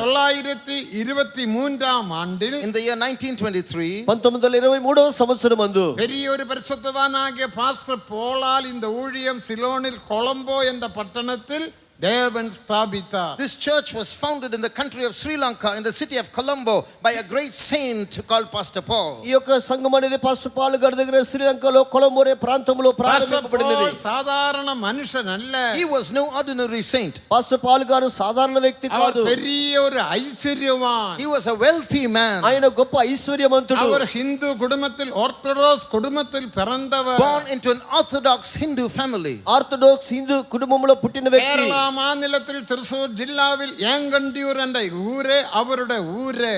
He was born in a village in the district of Thrissur in Kerala. తిరుసూరు కేరళలో ఇంగెన్స్ అనే ప్రాంతమునకు చెందిన వ్యక్తి. தேவனுக்கு மகிமை. Praise be to God. ప్రభుకు இப்போதும் మహిమ. அவருடைய குடும்பங்கள் அங்கே உண்டு. Even now his family exists there. ఇప్పుడు కూడా ఆయన కుటుంబం అక్కడ కలదు. குடும்பம் அல்ல. They were not a beggarly family. వారు ఏదో అడుక్కునే కుటుంబం కాదు. பெரிய பெரிய temple வச்சிருக்கிறார்கள். They were temple owners and affluent people. పెద్ద పెద్ద గుడులు పెట్టుకున్నారు. பாஸ்டர் தாத்தா, Pastor Paul's grandfather pastor Paul గారి அந்த తాత டெம்பிளிலே గారు ஒரு பெரிய பூஜாரியாக காணப்பட்டார். was a big priest in the temple. ఆ యొక్క గుడిలో గొప్ప పూజారిగా కనబడుతున్నారు. பிறகு பாஸ்டர் போல அந்த பூஜாரியாக பயிற்சிக்கிறதுக்காக பிரயாசப்பட்டார். And they were trying to train Pastor Paul to take over the temple. Pastor Paul గారిని అదే గుడిలో పూజారిగా ఉండుటకై అభ్యాసమును ప్రారంభించారు. పౌలునుడ పழைయ పేరు రామన్ కుట్టి. His old name, Pastor Paul's old name was Raman Kuti. Pastor Paul గారి పాత పేరు రామన్ కుట్టి. ஆனா தேவன் அவரை சந்தித்தார். But God met him. అయితే దేవుడు ఆయనను సంధించి ఉన్నాడు. He was saved. ఆయన రక్షింపబడెను. இந்த మహిమயான ஊழியத்தை ஸ்தாபிக்க தேவன் தெரிந்தெடுத்தார். And God chose him to be a founder of this glorious church. ఈ మహిమగల సంఘమును స్థాపించుటకై ఏర్పరచుకున్నాడు. ఎన్నో ప్రశ్నలు పోరాటங்கள் வந்தது. He had to face many conflicts and difficulties. ఎన్నో సమస్యలు పోరాటములు వచ్చి ఉన్నవి. அவரை கொல்லும்படிக்கு அவருடைய பெற்றோர்களே பிரயாசப்பட்டார்கள். His own parents tried to finish him off. అతనిని చంపవాలని అతని తల్లిదండ్రులే ప్రయాసపడి ఉన్నారు. அவருடைய ஜீவ சரித்திரம் என்ற ஒரு புத்தகம் நாம் எழுதி இருக்கிறோம், அது வாங்கி படியுங்கள். We have a book called the biography of Pastor Paul. Get it and read it. Pastor Paul గారి యొక్క జీవిత చరిత్ర అనే పుస్తకమును మనం రాసి ఉన్నాం. எல்லா போராட்டத்திலும் தேவன் அவரை விடுவித்தார். But God delivered him and helped him to get through those challenges. ఆయనకు వచ్చిన పోరాటములన్నిటిలో నుండి దేవుడు ఆయనను విడిపించాడు. రక్షించబడ్డార్. He was saved. ఏ విధంగానూ రక్షణ పొందెను. పోరాటములనిందుం విడుదలయే பெற்றார். He circumvented those conflicts. పోరాటముల నుండి విడిపింపబడ్డాడు. அவர் వివాహం செய்தார். He got married. ఆయన వివాహం చేసుకున్నాడు. 5 పిల్లలు. He had 5 children. 5 మంది పిల్లలు. தேவனுக்கு மகிமை. Praise be to దేవునికి God. మహిమ. 5 பேர் இந்த மகிமையான ஊழியத்துக்கு வந்தார்கள். 5 people, all 5 came to this glorious ministry. 5 పిల్లలు వారందరి మహిమగల సేవకులు ఉన్నారు. 1923 ஆண்டில் இந்த ஊழியம் சிலோன் பட்டணத்தில் கொலம்போ என்ற நகரத்தில் ஸ்தாபித்தார். This ministry began in the year 1923 in the city of Colombo, Sri Lanka. 1923 సంవత్సరం శ్రీలంకలో కొలంబోలో ఈ యొక్క సంఘము స్థాపింపబడినది. தேவனுக்கு மகிமை. Praise be to దేవునికి God. మహిమ. தேவன் இந்த ஊழியத்தை இம்மட்டும் பாதுகாத்தார். God has preserved this ministry till now. దేవుడి యొక్క సేవను ఇంతవరకు కాపాడి ఉన్నాడు. அந்த காலம் துவங்கி இந்த ஊழியத்தை அழிக்கும்படி பலரும் பிரயாசப்பட்டார்கள். From that year till today, many people and groups have tried to destroy this ministry. ఆ యొక్క దినం నుండి ఈ దినం వరకు ఈ సంఘమును నాశనం చేయాలని అనేకులు పలువిధములుగా ప్రయాసపడ్డారు. பிரச்சனைகள், Untold difficulties. చెప్ప సఖ్యము కాని సమస్యలు. என்ற அறிவின்படி 7 பெரிய யுத்தங்கள் நமக்கு நேரிட்டது. According to my knowledge, our church has encountered 7 major battles. నా యొక్క జ్ఞానానుసారంగా దాదాపుగా 7 యుద్ధములు మన సంఘము సంధించినది. பாதுகாத்தார். But God preserved us. అయితే దేవుడు కాపాడి ఉన్నాడు. சியோன் தீட்டுப்பட வேண்டும். Zion should be defiled. సియోను అపవిత్రపరచబడవలెను. உபதேசம் அழிந்து போக The வேண்டும். doctrine of Zion should be destroyed. సియోను యొక్క ఉపదేశము నశింపబడవలెను. அநேக ஜாதியார் உனக்கு விரோதமாக கூடியிருக்கிறார்கள். Many nations have gathered against you for this purpose. ఇందు నిమిత్తమే అన్య జనులు అనేకులు నీకు విరోధముగా సమకూడి ఉన్నారు. What should you do? నీవేమి చేయవలెను? நீ எழும்பி போரடி. You must arise and thresh. నీవు లేచి గోధుమ దుల్లకొట్టుము. 4:12 படிங்க. Read Micah 4:12. మీకా 4:12 చదవండి. சியோன் குமாரத்தியே, சியோன் குமாரத்தியே, நீ எழுந்து நீ போரடி. எழும்பி போரடி.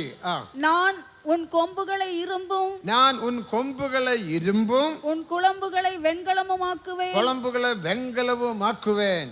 நீ அநேக ஜனங்களை நீ நொறுக்கி அநேக போடுவாய். ஜனங்களை நொறுக்கி போடுவாய். அவர்கள் தேடி சேர்த்ததை அவர்கள் தேடி சேர்த்ததை நீ கர்த்தருக்கென்றும் கர்த்தருக்கென்றும் அவர்களுடைய ஆஸ்தியை அவருடைய ஆஸ்தியே. பூமிக்கெல்லாம் ஆண்டவராய் இருக்கிறவருக்கென்றும் நியமிப்பாய். அதனால்தான் இன்னைக்கு அநேக சபையார் சபையோடு நம்மோடு ஐக்கியப்படுகிறார்கள். That is why whole churches are getting joined to us. అందువల్లనే అనేక సంఘస్థులు పలువారు మనతో కూడా இந்த ఐక్యపడుతున్నారు. பிரயாசத்தினால் இந்த ஊழியத்தை அழிக்கவே முடியாது. Human power cannot destroy this work. మానవ శక్తి అనేది ఈ యొక్క సంఘమును இது నశింపచేయలేదు. தேவனுடைய ஊழியம். This is God's ministry. ఇది దేవుని సేవ. அசைக்கப்படாத ஊழியம். Unshakable. ఇది కదల్చబడని సేవ. இந்த சீயோனை குறித்த ஒரு அறிவு உனக்கு தேவை. You need this knowledge about Zion. ఈ సియోనుడి గురించిన జ్ఞానము నీకు కావాలను. நீயும் அசைக்கப்படாமல் இருக்கலாம். Then you will be unshakable too. అప్పుడు నీవు కూడా కదల్చబడకుండా ఉండవచ్చును. நீடித்து வாழலாம். You can prolong your days. నీవు దీర్ఘాయుష్మంతుడిగా జీవించవచ్చును. சீயோன் எங்கே காணப்படுகிறது? Where is Zion? సియోను ఎక్కడ కనబడుచున్నది? தேவனுக்கு மகிமை. Praise be to God. దేవునికి మహిమ. சீயோன் எங்கே? Where is Zion? సియోను సియోను ఎక్కడ? எபேசியர் 4ஆம் அதிகாரம் 10ஆம் வசனத்தை நாம் வாசிக்கும்போது Reading Ephesians 4:10. ఎఫెసీ 4వ అధ్యాయం 10వ వాక్యమందు வானாதி வானங்களுக்கு மேலேயுள்ள இடம்தான் சீயோன். We read of a place called far above all heavens. That's Zion. ఆకాశ మండలములు అన్నిటికంటే పైనున్నదే సియోను. வானாதி வானங்களுக்கு மேலேயுள்ள இடம். Far above the heaven of heavens. ఆకాశ మండలములు అన్నిటికి పైనున్నదే సియోను. சந்திர மண்டலத்துக்கு மேலே, சூரிய மண்டலத்துக்கு மேலே, நட்சத்திர மண்டலத்துக்கு மேலேயுள்ள இடமே Zion. Above the moon, above the sun, above every star is Zion. చంద్ర మండలము, సూర్య మండలము, నక్షత్ర మండలములు అన్నిటికి పైనున్నదే సియోను. தேவனுக்கு மகிமை. Glory be to God. దేవునికి మహిమ. இது ஒரு கதை அல்ல. We are not just telling you some fables. ఇది ఏదో ఒక కథ కాదు. இது உண்மையான சத்தியம். This is truth. ఇది నిజమైన సత్యము.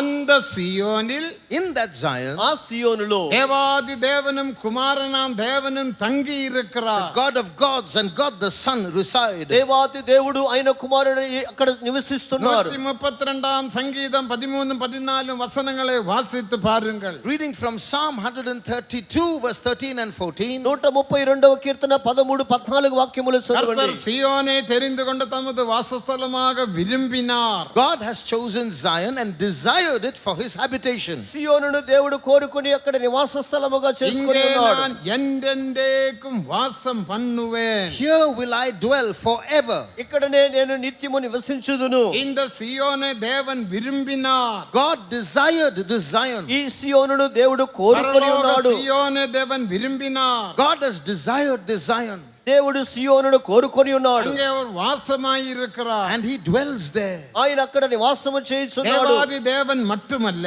Not just the God of gods. దేవాతి దేవుడు మాత్రమే కాదు. வெளிப்படுத்தினர் 14ஆம் அதிகாரம் 1ஆம் வசனத்தை வாசிக்கும் போது Reading from Revelation 14:1. ప్రకటన 14వ అధ్యాయం మొదటి వాక్యము చదివినప్పుడు பிதாவினுடைய நாமமும் குமாரனுடைய நாமமும் நெற்றியில் தரிக்கப்பட்டவரான 144,000 பேரும் அந்த சியோன் மலையில் நிற்க கண்டேன். I saw 1,44,000 people standing with God the Father and the Son on Mount Zion. అక్కడ 144,000 మంది తండ్రి నామమును కుమారుని నామము లిఖింపబడినటువంటి వారిగా గొర్రెపిల్లతో కూడా సియోను పర్వతం మీద నిలబడి చూచుచుని 144,000 பிரதிஷ்டிக்கப்பட்ட ஊழியர்கள் அங்கே காணப்படுவார்கள். So 144,000 consecrated servants of God will be found there. 144,000 మంది ప్రతిష్ఠింపబడిన సేవకులు అక్కడ ఉందురు. தேவனுக்கு மகிமை. Praise be to God. దేవునికి మహిమ. அதுவே தேவாதி தேவனுடைய நகரம். That is God's own city. అదే దేవాతి దేవుని యొక్క సొంత నగరము. 48ஆம் சங்கீதம் 2ஆம் வசனத்தை வாசிக்கும் போது Reading verse 2 of Psalm 48. 40వ కీర్తన 2వ వాక్యమును చదివినప్పుడు வடதிசையில் உள்ள சியோன் பர்வதம் அடிப்பமான ஸ்தானமும் சர்வ பூமியின் மகிழ்ச்சியுமாயிருக்கிறது. இதுவே மகாராஜாவின் நகரம். Beautiful for situation, the joy of the whole earth is Mount Zion on the sides of the north, the city of the great king. అదే ఉత్తర దిక్కునటువంటి దేవుని యొక్క మహారాజు యొక్క నగరము అయ్యున్నది. அது பெரிய ஒரு நகரம். It's a huge city. అది గొప్ప పట్టణమై ఉన్నది. தேவனுக்கு மகிமை. Praise be to God. దేవునికి మహిమ. அதுவே கர்த்தருடைய சந்நிதி. It is God's presence. అదే దేవుని యొక్క సన్నిధానము. 84ஆம் சங்கீதம் 7ஆம் வசனத்தில் வாசிக்கிறோம். You read that in Psalm 84 verse 7. 84వ కీర్తన 7వ వాక్యములో அவர் చదువుతున్నాం. பலத்தின் மேல் பலனடைந்த சியோனில் தேவனுடைய சந்நிதியில் வந்து சேர்ந்தார்கள். They go from strength to strength and will appear in Zion before God. వారు నానటికి బలాభివృద్ధి నుండి సియోనులో దేవుని సన్నిధానంలో పోయి చేరుచున్నారు. அந்த சியோனில் இயேசு கிறிஸ்து உயிர்த்தெழுந்த இயேசு கிறிஸ்து மூலக்கல்லாக மாற்றப்பட்டார். The resurrected Jesus has become the cornerstone in that Zion. ఆ సియోనులో పునరుత్థానం చెందిన యేసు మూలరాయిగా మార్చబడి ఉన్నాడు. ஏசாயா 28:16ஆம் வசனத்தில் வாசிக்கிறோம். வாசிங்க. You read that in Isaiah 28:16. యెషయా గ్రంథం 28:11లో చదువుతున్నాం. இன்னொரு கதை அல்ல. We are not just telling you some stories. ఇది ఒక ఏదో కథ మేము చెప్పుటలేదు. தேவனுக்கு மகிமை. Praise be to God. దేవునికి మహిమ. இதற்கு விரோதமாக நீ பேசலாகாத. Don't speak against this.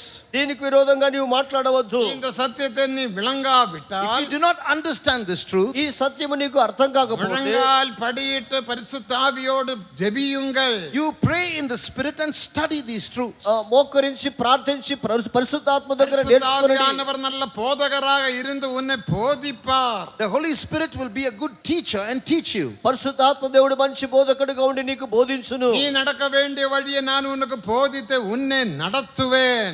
I will instruct you and teach you in the way in which you should go. నీవు నడవలసిన మార్గము నీకు బోధించి నడుపుదును. அந்த சியோனில் இயேசு கிறிஸ்து மூலக்கல்லாக மாற்றப்பட்டார். Jesus Christ has become the cornerstone in that Zion. ఆ సియోనులో యేసు మూలరాయిగా మార్చబడి ఉన్నాడు. பரீட்சிக்கப்பட்டதும் ஆதலால் கர்த்தராகிய ஆண்டவர் உரைக்கிறதாவது, இதோ அஸ்திவாரமாக ஒரு கல்லை அஸ்திவாரமாக ஒரு கல்லை நான் சீயோனிலே வைக்கிறேன். அது பரீட்சிக்கப்பட்டதும் விலையேறப்பெற்றதும் திட அஸ்திவாரமும் உள்ள மூலக்கல்லாயிருக்கும். விசுவாசிக்கிறவன் பதறான்.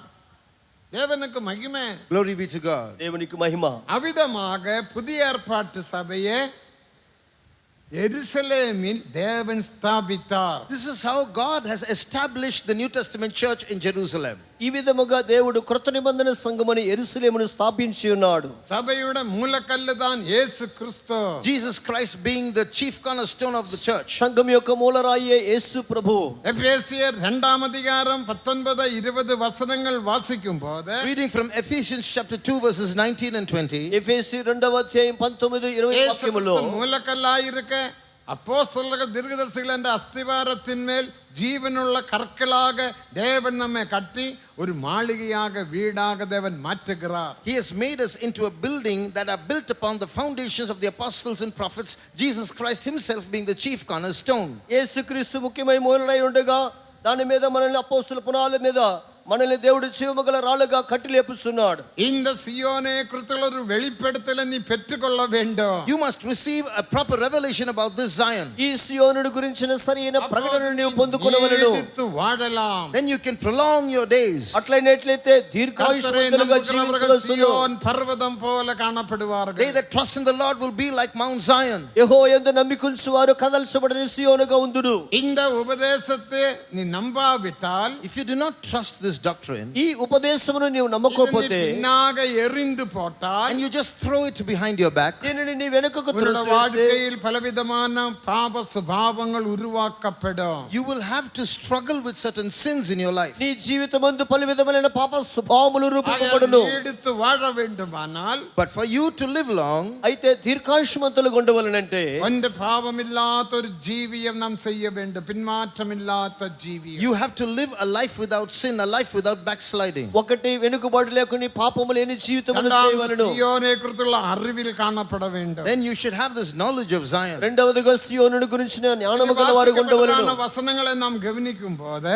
when you look at these verses, చదివిన వాక్యములు గమనించినప్పుడు, అనేక కుదురகளை அவர் படைக்கும்படி எகிப்துக்கு போகலாகாது. you should not go to Egypt to multiply horses. ప్రారంభ వాక్యం 17 ద్వితీయోపదేశకాండములో అనేక గుర్రములు సంపాదించుకున్నట్టుగా ఐగుప్తుకు పోకూడదు. குதிரைகள் என்று சொல்லுவது, speaking of horses, గుర్రం అంటే அது யுத்தத்துக்காக பாவிக்கிற ஒரு மிருகம்தான். it's a vehicle used in battle. అది యుద్ధము నిమిత్తమై ఉపయోగించేటువంటి ఒక நமக்கு ஒரு జంతువు. యుద్ధం ఉంది. we have a battle.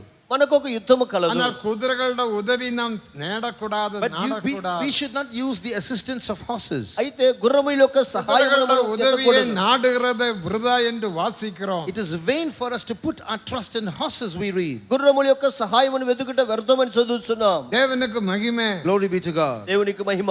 ஆகையால் நம்முடைய சுயமான பலத்திலோ சுயமான சித்தத்திலோ நாம் இருந்து ஜீவிக்கலாகாது. so we should not put our trust in our own strength, in our own will. అందువలన మన స్వయ చిత్తమందును స్వయ బలములోను మనం ఆనుకోకూడదు. இனி நமக்கு 10-15 நிமிடங்கள் மட்டும்தான். we have only about 15 minutes left. 10-15 నిమిషములు మాత్రమే ఉన్నది. அவர்கள் திராட்சரசம் குடிக்க கூடாது என்று வாசிக்கிறோம். we read in the key verse, they should not drink, kings should not drink wine. ఆ ప్రారంభ వాక్యం ముందు వారు ద్రాక్షరసము తాగకూడదు. நீடித்து வாழ வேண்டுமானால், to live long, దీర్ఘాయుష్యులుగా ఉండాలి. திராட்சரசம் குடிக்கலாகாது. kings should not drink wine.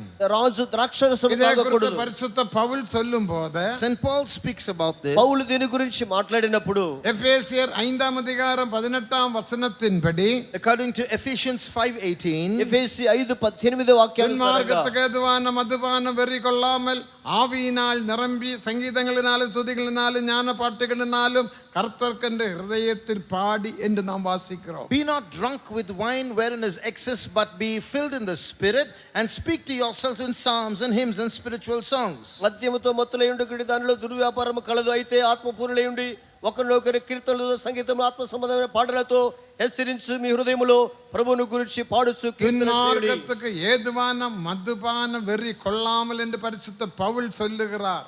Do not be drunk with excess of wine. అల్లరితో కూడినటువంటి మద్యపానముతో పాలువగా ఉండకుడి. அந்த காலத்தில் ஏசியா மைனரில் 7 சபைகள் காணப்பட்டது. In those days there were 7 churches in Asia Minor. చిన్న ఏసియాలో అధీనములో 7 సంఘములు కనబడి ఉన్నవి. 7 సభையில் ஒரு மேன்மையான ஆவிக்குரிய சபைதான் எபேசோஸ் சபை. And one of those churches, a prominent church, was the church at ఆ Ephesus. 7 సంఘముల్లో ఎఫెసీ సంఘము அந்த ఆత్మీయమైన சபைக்கு సంఘము. தூது கொடுக்கும்போது While message was given to the church at Ephesus, ఆ సంఘమునకు వర్తమానం நீங்கள் ఇచ్చినప్పుడు மதுபான வெறி கொள்ளாமல் என்று வாசிக்கிறோம். do not be taken up by excess of wine. మీరు మద్యపానముతో మత్తులై ఉండకుడి అని எபேசோஸ் చెప్పబడినది. சபையில் உள்ளவர்கள் குடித்தார்களா?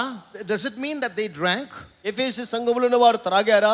இல்ல அவர் குடிக்கவில்லை. They did not drink. లేదు, వారు తాగలేదు. அதனோட அர்த்தம் என்ன? What does this verse mean? దాని అర్థం ఏమిటి? மதுபான வெறி என்று சொன்னால், மதுபானம் என்று சொன்னால் When you speak of excess of wine, మద్యపానం అంటే நீதிமொழிகள் 20ஆம் அதிகாரம் 1ஆம் வசனத்தை வாசிக்கும் போது reading from Proverbs 20 verse 1, సామెతలు 21లో చదివినప్పుడు மதுபானம் அம்ளியையும் திராட்சரசம் பரிகாசத்தையும் வெளிப்படுத்துகிறது. wine is a mocker, strong drink is raging. ద్రాక్షరసం ఎక్కిరింతో పాలు చేయును, మద్యపానము అల్లరి పుట్టించును. தேவனுக்கு மகிமை.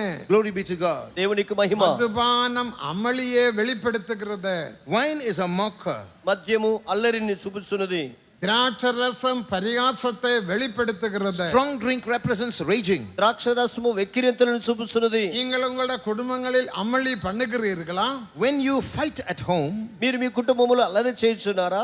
அப்படி நீங்க அமளி பண்ணினால் நீங்கள் மதுபானம் குடித்தீர்கள் என்று அர்த்தம். raging and at home is equivalent to being drunk. మీ కుటుంబములో అల్లరి చేయవారుకుంటే మీరు మద్యము తాగువారని అర్థము. மதுபானம் குடிக்கலாகாது.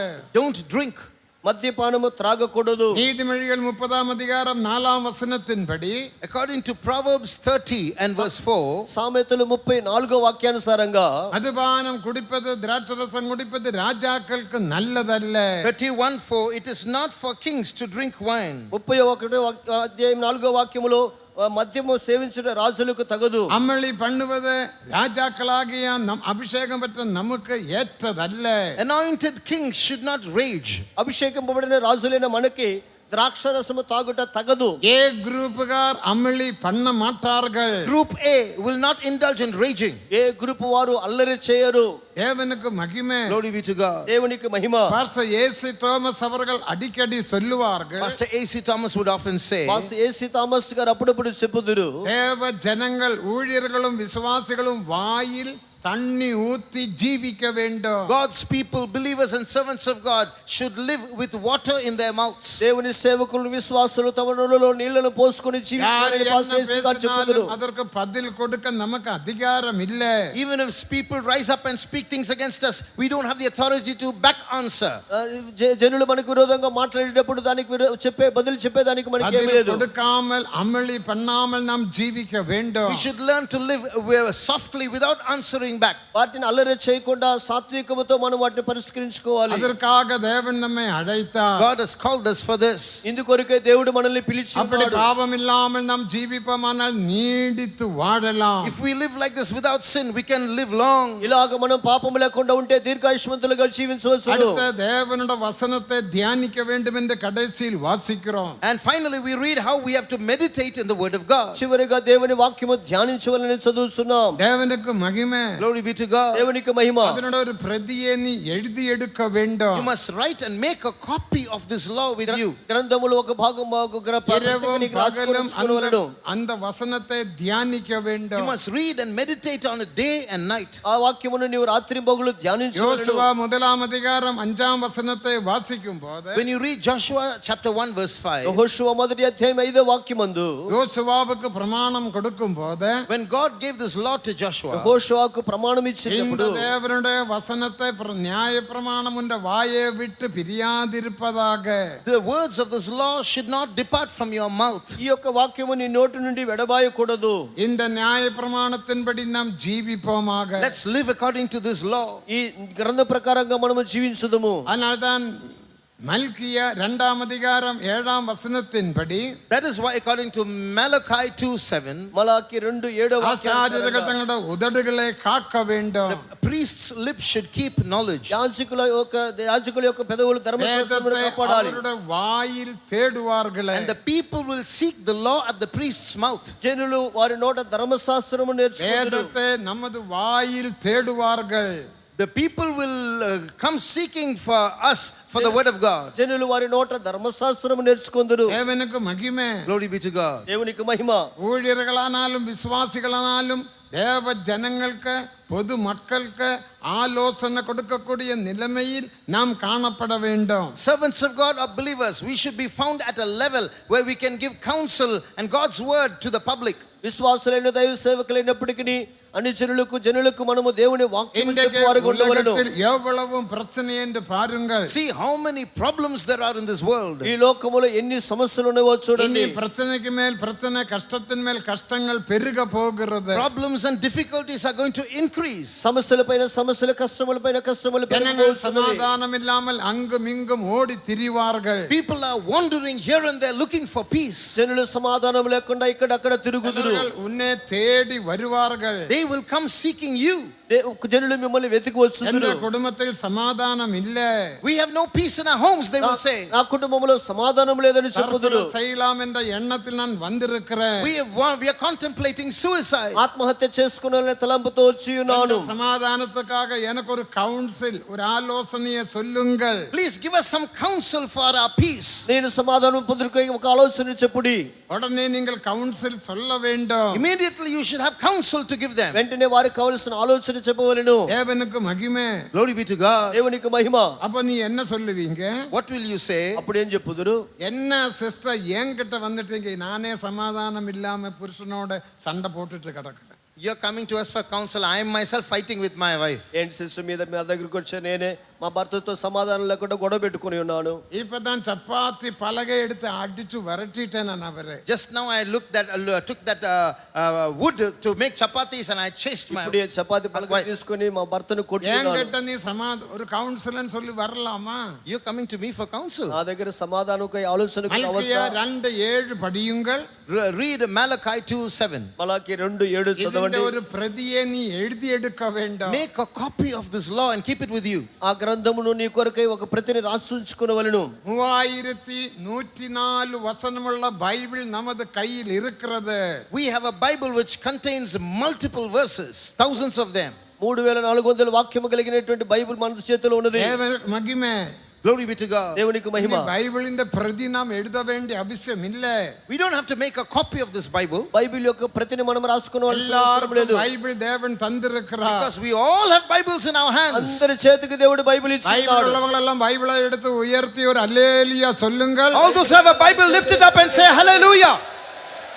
இது எவ்வளவு பெரிய ஸ்லாக்கியம். What a great privilege this is. ఇది ఎంత గొప్ప భాగ్యము. இந்த வார்த்தையை நீ ஒவ்வொரு நாளும் வாசித்து தியானிக்க வேண்டும். Read this Bible every day, meditate in it. ఈ వాక్యమును ప్రతిదినము చదివి ధ్యానించవలెను. ஜனங்கள் ஆலோசனையை தேடி வருவார்கள். And people will come to you for counsel. జనులు ఆలోచన వెతికి వచ్చుదురు. நான் சமாதானம் இல்லாமல் இருக்கிறேன் என்று சொல்லாதீர்கள். Don't say I am without peace. నేను సమాధానం లేకుండా ఉన్నానని చెప్పవద్దు. சமாதானம் இல்லை என்று நீ சொல்லாதே. Don't say in my house there is no peace. నాకు సమాధానం లేదని నీవు చెప్పవద్దు. அவனே தேவன் உன்னோட வீட்டுக்கு அனுப்பினார். God is sending him to your house. దేవుని ఆ వ్యక్తిని నీ ఇంటికి పంపాడు. చెప్పాడు. மகனே என் மகளே அவന്റെ வீட்டுக்கு போ.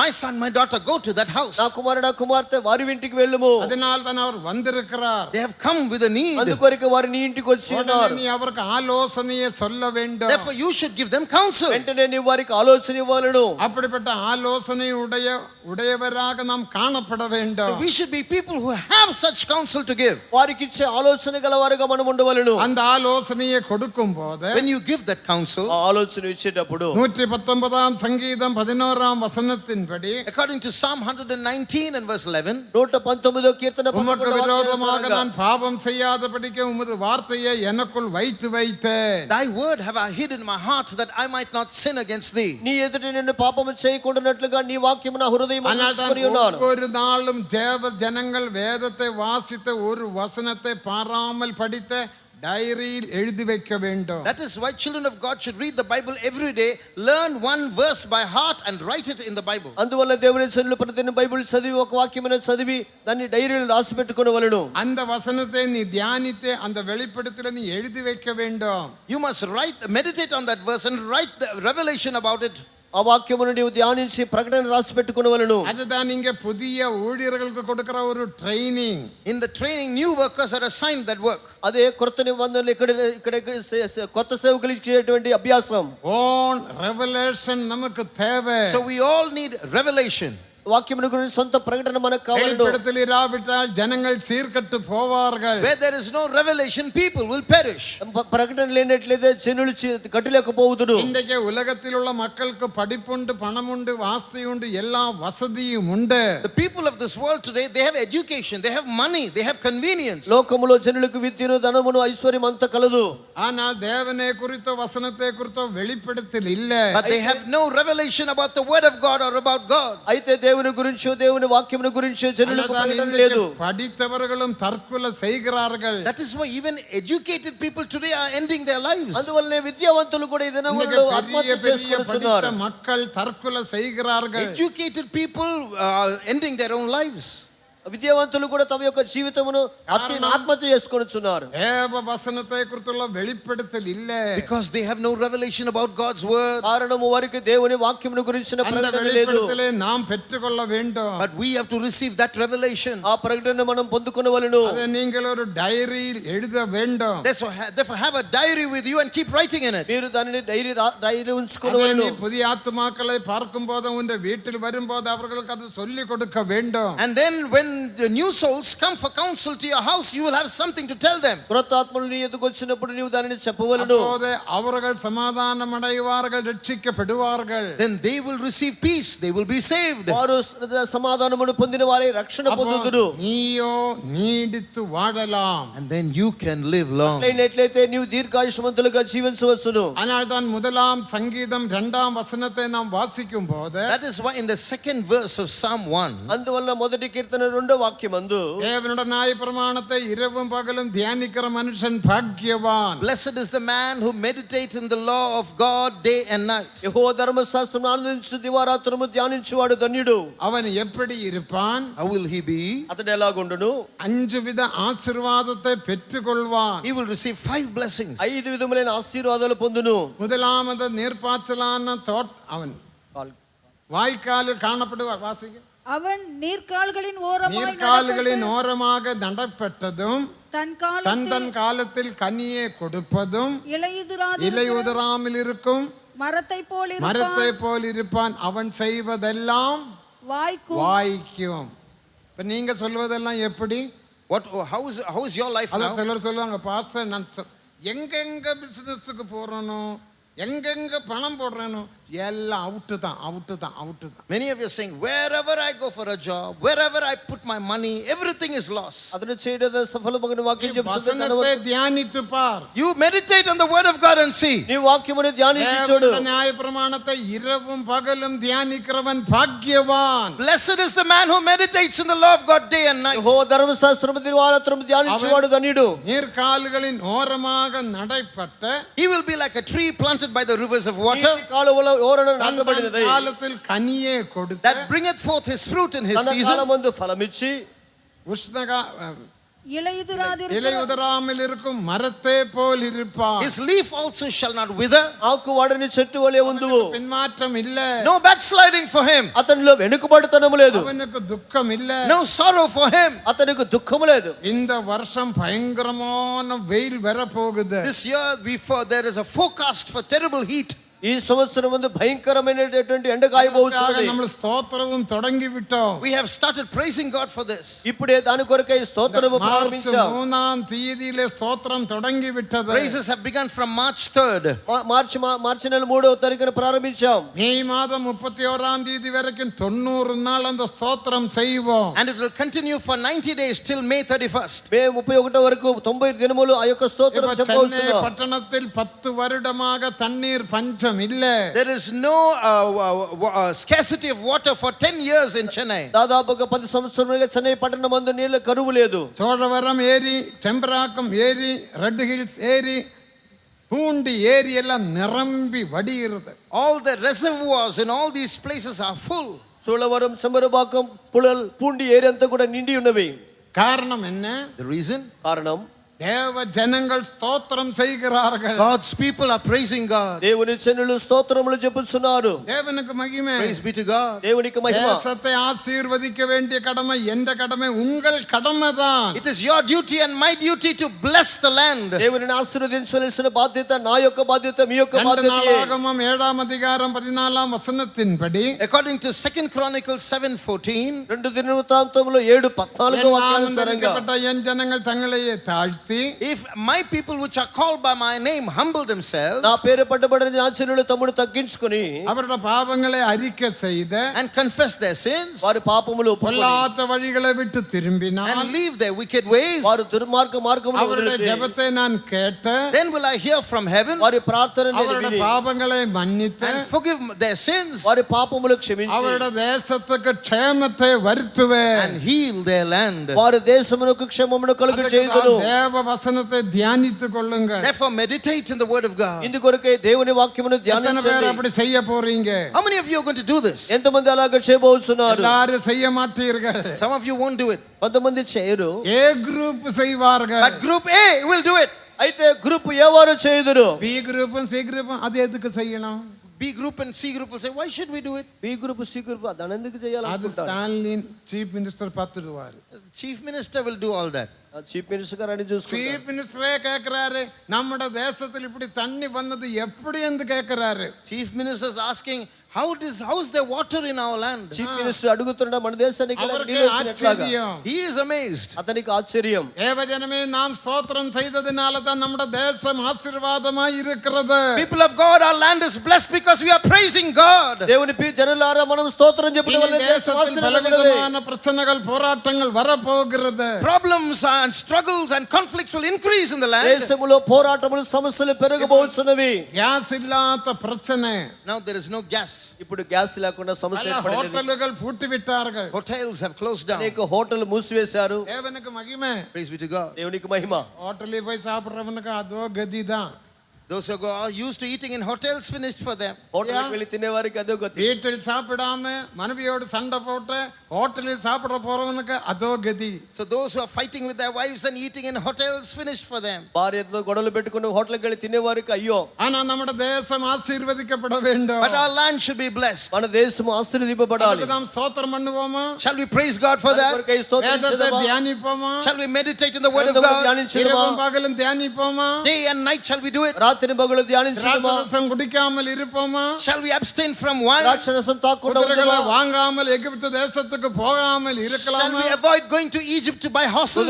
గుర్రములు కొనుటకు ఐగుప్తుకు పోకుండా இந்த ఉందామా? 7 காரியங்கள் நீ செய்தால் If you do these 7 things, ఈ 7 కార్యాలు చేస్తే நீடித்து வாழலாம். you will live long. నీవు దీర్ఘాయుష్మంతుడిగా ఉండవచ్చు. எல்லாரும் எழும்பி நிற்போமா? Let us all stand up. మనమందరం కొంచెంసేపు లేచి எழும்பி నిలబడదాము. நிப்பாட்டுதனால் ஒருவரும் வெளியே போகாதீர்கள். Just because we ask you to stand up, please do not get up and go. లేచి నిలబెట్టినందున ఎవరు బయటికి వెళ్ళవద్దు. புதிய கிருபையும் புதிய அபிஷேகமும் உன்மேல் வரப்போகிறது. A new grace and a new anointing is going to come on you now. నూతన కృపను నూతన అభిషేకం నీ మీదకి దిగబోచున్నది.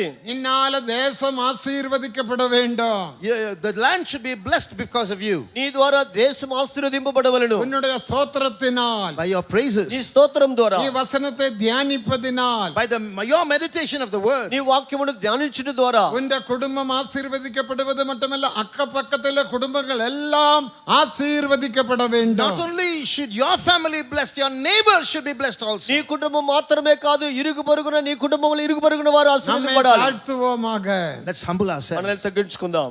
ஆசா ராஜாவை குறித்து நாம் பார்க்கும்போது, When you read of King Asa, ఆసా రాజుని గురించి அவனுடைய చదివినప్పుడు காலத்திலும் ஒரு யுத்தம் வந்தது. there was a war in his days. అతని కాలమందు యుద్ధం జరిగినది. 2 நாளாகமம் 14ஆம் அதிகாரம் 16ஆம் வசனத்தில், In 2 Chronicles 14:11 you read it. 2 దినవృత్తాంతాలు 14:11లో எத்தியோப்பியனுமாக உள்ள ஒரு யுத்தம். A war with the Ethiopians. ఐథియోపియలకు విరోధమైన యుద్ధము. எத்தியோப்பியன் பலசாலியான ஒரு ராஜ்யம். The Ethiopians were a powerful nation. వారు మిక్కిలి బలిష్ఠులైనటువంటి ஆனா రాజులు. ஆசா ராஜா என்ன செய்தான்? But what did King Asa do? అయితే ఆసా రాజు அவன் ఏం தன்னை చేస్తున్నాడు? தாழ்த்தினான். He humbled himself. తన్ను அவன் తగ్గించుకొని ఉన్నాడు. குதிரையை நம்பவில்லை. He didn't trust in horses. అతడు గుర్రములు నమ్మలేదు. குதிரையை வாங்கும்படிக்கு எகிப்து தேசத்துக்கு போகவில்லை. He didn't go to Egypt to buy horses. గుర్రముల మీద నమ్మకొచ్చు ఐగుప్తుకు அவன் தன் వెళ్ళలేదు. சுய பலத்தில் நம்பவில்லை. He didn't trust in his own తన strength. సొంత బలము నమ్ముకోలేదు. அவன் தன்னை தாழ்த்தினான். He humbled himself. తన్ను తగ్గించుకున్నాడు. பலவானுக்கும் பலவீனனுக்கும் நீரல்லவா உதவி.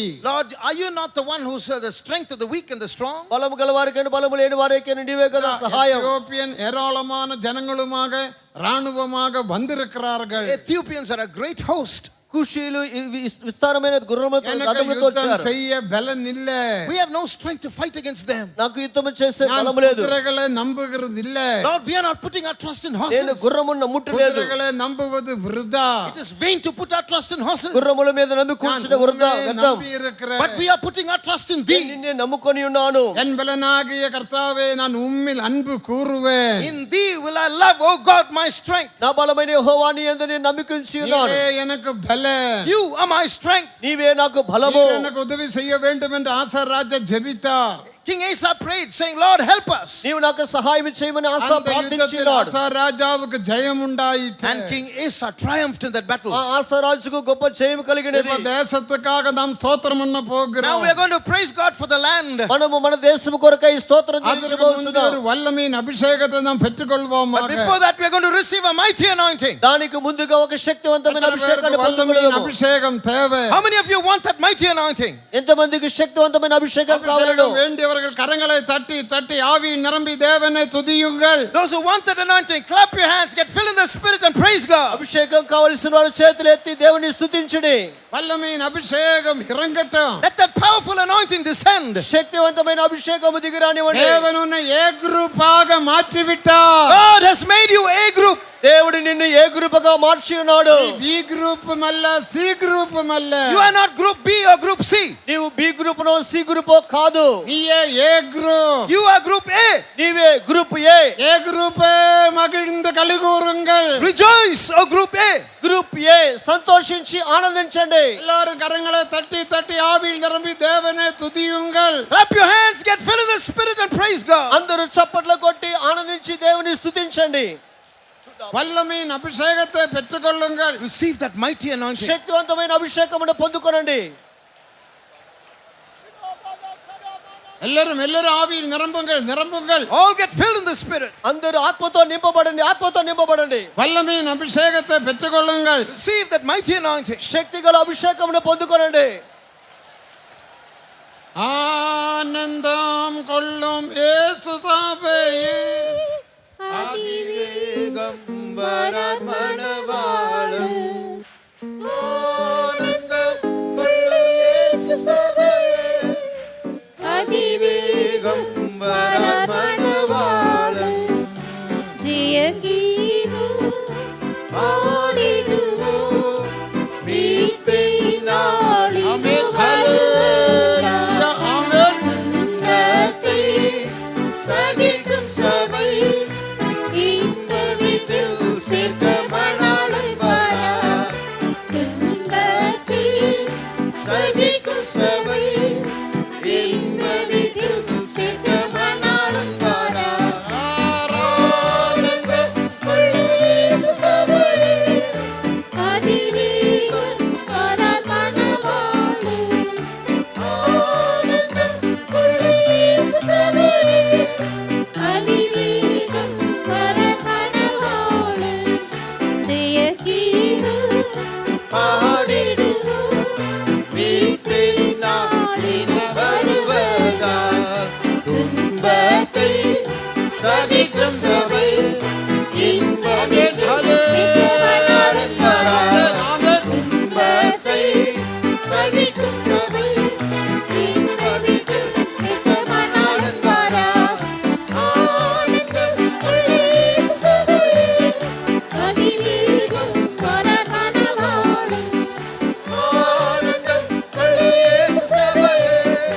அதிவேகம் வரார் மணவாளன். கொள்ளு இயேசு சபையே, அதிவேகம் வரார் மணவாளன். ஆனந்தம் கொள்ளு இயேசு சபையே.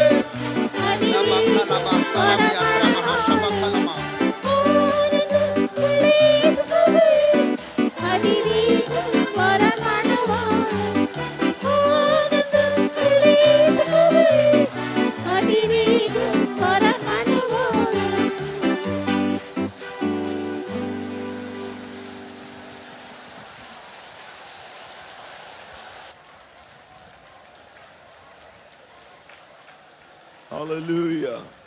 Just one last time before we close this meeting. இந்த கூட்டத்தை முடிப்பதற்கு முன்பதாக கடைசியாக ஒரு முறை அபிஷேகத்தை பெறுவோம். ఈ కూటం ముగింపుకు మునుపు చివరిగా మనం అభిషేకమును పొందుదుము. Lord is making us that group of that overcomers. தேவன் நம்மை ஜெயம் கொண்டவர்களின் கூட்டமாக மாற்றிக் கொண்டிருக்கிறார். దేవుడు మనల్ని జయించు గుంపు వారిగా మార్చుచున్నాడు. There's no more backsliding. நமக்கு இனி பின்மாற்றம் இல்லை. ఇక మనకి వెనుకబాటు తనము లేదు. Oh, there is no more burden that we are going to bear. நாம் சுமக்க வேண்டிய பாரங்கள் நமக்கு இனி இல்லை. ఇక మనము భరించే భారములు లేవు. Oh, he is making us that new man altogether. நம்மை முற்றிலும் புதிய மனுஷனாக அவர் மாற்றுகிறார். మనల్ని సంపూర్తిగా నూతన మనుషునిగా ఆయన మార్చుచున్నాడు. Oh, we are going to be delivered from all other unsanctified characteristics. எல்லா பரிசுத்தமாக்கப்படாத சுபாவங்களில் இருந்து நாம் விடுதலை பெற்றுக் கொள்ள போகிறோம். పరిశుద్ధ పరచబడని స్వభావములో నుండి మనం విడుదల పొందబోతున్నాం. We are not going to be removed, and we are going to renew our strength as we put our trust in God. நாம் அசைக்கப்படாமல் அகற்றப்படாமல் தேவன் மேல் நம்முடைய நம்பிக்கையை வைக்கும்போது நம்மை கர்த்தர் என்றென்றைக்குமாக நிலைத்திருக்கும்படி செய்ய போகிறார். మనము కదల్చబడని నిరీక్షణను ప్రభు మన మీద ఉంచినప్పుడు మనల్ని ఎన్నటికీ ఆయన కదల్చగా కాపాడును. We won't put our trust in horses, in our own strength or our own will, but our trust is in God. நாம் நம்முடைய சொந்த பலத்தில் அல்லது சொந்த சித்தத்தில் நம்முடைய நம்பிக்கையை வைக்காமல் குதிரைகள் மேல் நம்முடைய நம்பிக்கையை வைக்காமல் நம்முடைய பலனை தேவனில் கண்டடைய போகிறோம். మన సొంత బలమందును సామర్థ్యమందు మనం నిరీక్షించకుండా గుర్రముల మీద నమ్మికుంచకుండా దేవుని మీద నమ్మికుంచుదుము. There is no more wine, no more raging, but the wine of the Holy Spirit is going to transform us, and we are going to be filled with all His divine nature. இனியும் அமளி பரியாசம் போன்றவைகள் நமக்குள் இருக்க போவதில்லை. பரிசுத்த ஆவியினுடைய அந்த திராட்சரசம் நம்மை மறுரூபப்படுத்த போகிறது. அவருடைய தெய்வீக சுபாவங்களினால் குணாசீலங்களினால் நிறைந்தவர்களாய் நாம் இருக்க போகிறோம். ఇక మీద ద్రాక్షరసం మధ్య మనలో ఉండదు, అల్లరి మనలో ఉండదు. ఆయన యొక్క పరిశుద్ధాత్మ శక్తితో రూపాంతరం చెందబోతున్నాం. Finally, we are going to be a group of people who are going to meditate on His word. கடைசியாக அவருடைய வசனத்தை தியானிக்கிற ஒரு ஜனக்கூட்டமாய் நாம் மாற போகிறோம். చివరిగా ఆయన వాక్యమును ధ్యానించే గుంపుగా మనం మారబోతున్నాం. We are going to live by the law of God, and others also going to come to us and receive it, and He's going to make us ready for the rapture. தேவனுடைய நியாயப்பிரமாணத்தின்படி நாம் ஜீவிக்க போகிறோம். மற்றவர்களும் அதை பெற்றுக்கொள்ளும்படியாக நம்மிடத்தில் வரப்போகிறார்கள். இவ்விதமாக நாம் கர்த்தருடைய வருகைக்காக ஆயத்தமாக்கப்பட போகிறோம். దేవుని గ్రంథానుసారంగా మనం జీవించబోతున్నాము. దేవుని మాటలు పొందుటకై ఇతరులు మన దగ్గరికి రాబోతున్నారు.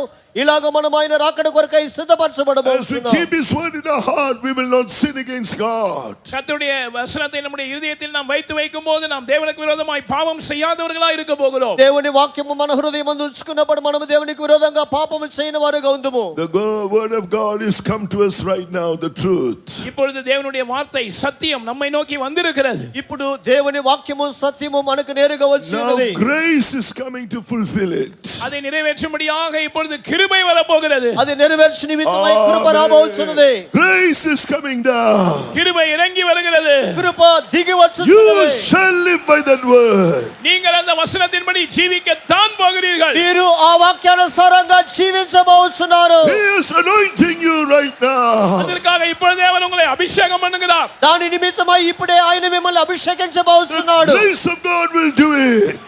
தேவனுடைய கிருபை அதை செய்யும். దేవుని కృప దానిని చేయును. He is anointing you, saying, grace, grace unto you.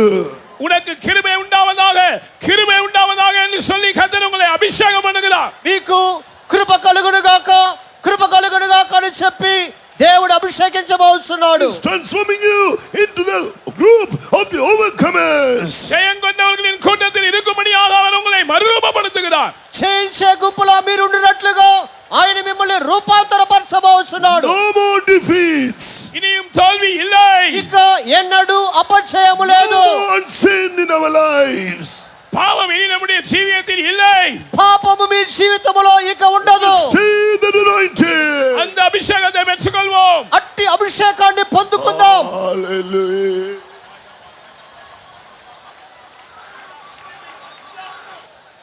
Amen. For all the precious counsels He has given us tonight, that we may prolong our days, and one day we are going to be with our Jesus. All His servants and all His people in Zion and New Jerusalem. Oh, where He dwells.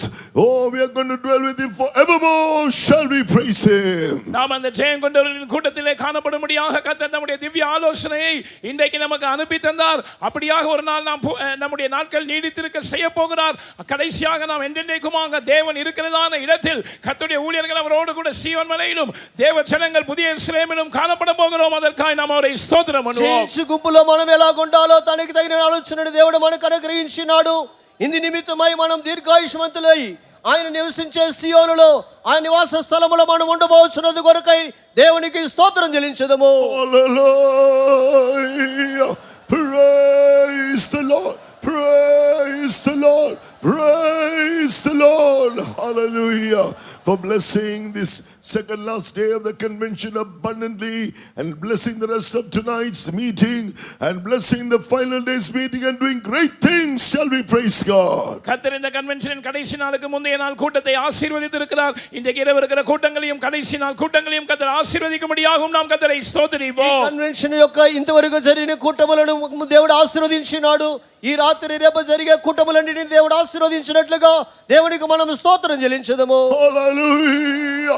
Praise you, Jesus. We give you glory. We praise you. We thank you, Lord. Let us all be seated. நாம் எல்லாரும் உட்காருவோம். మనమందరం కూర్చుందాం. Let us pray. జెబిపోం. మనం ప్రార్థించుదాము. ప్రభగలనైనా దయగల ప్రభా నీ నామక స్తుతులు స్తోత్రములు చెల్లించుకుంటున్నాం ప్రభా. మా యొక్క మహాసభల యొక్క ప్రభు 4వ రోజుని ప్రభు మా మధ్యకు వచ్చి ప్రభు మమ్మల్ని అందరినీ దీవించి ఆశించిన దయ కొరకు నీకు స్తోత్రం.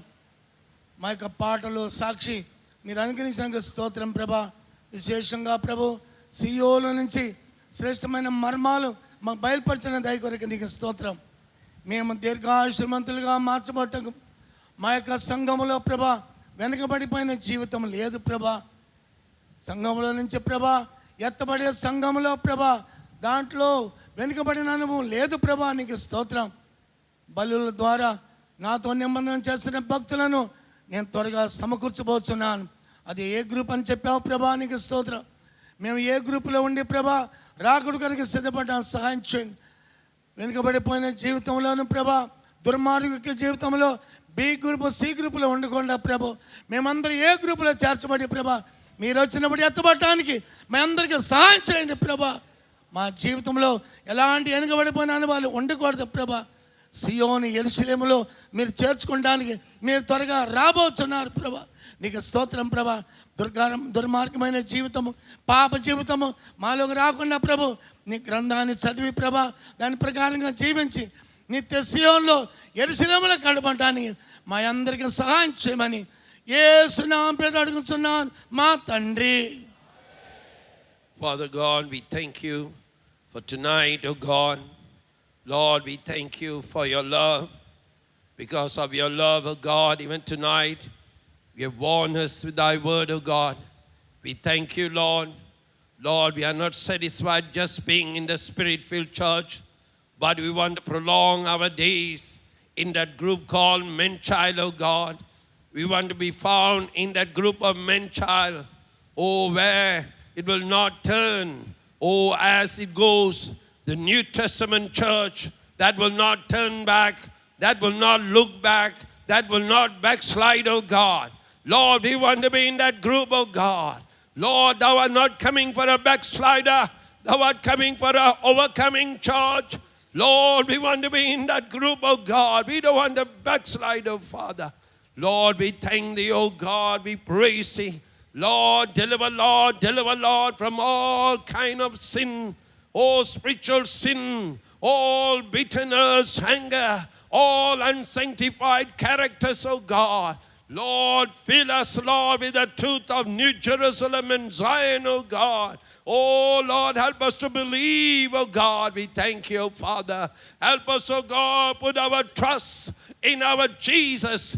Trust, oh God, in our God, not in our flesh, in our will, oh God. We thank you, we praise you, Father. Let us not be drunk with the world, the pleasures of the world. Oh, let us be drunk with the Holy Spirit, oh God. Oh, meditating upon thy word day and night. And we will prosper, Lord, spiritually. We will become the glorious church without spot or wrinkle, oh God. Ready for the trumpet sound, oh God. Ready to be transformed, to be cut up in the midair, to live with thee forever and ever in Zion and New Jerusalem, oh God. We thank you, Lord, even now.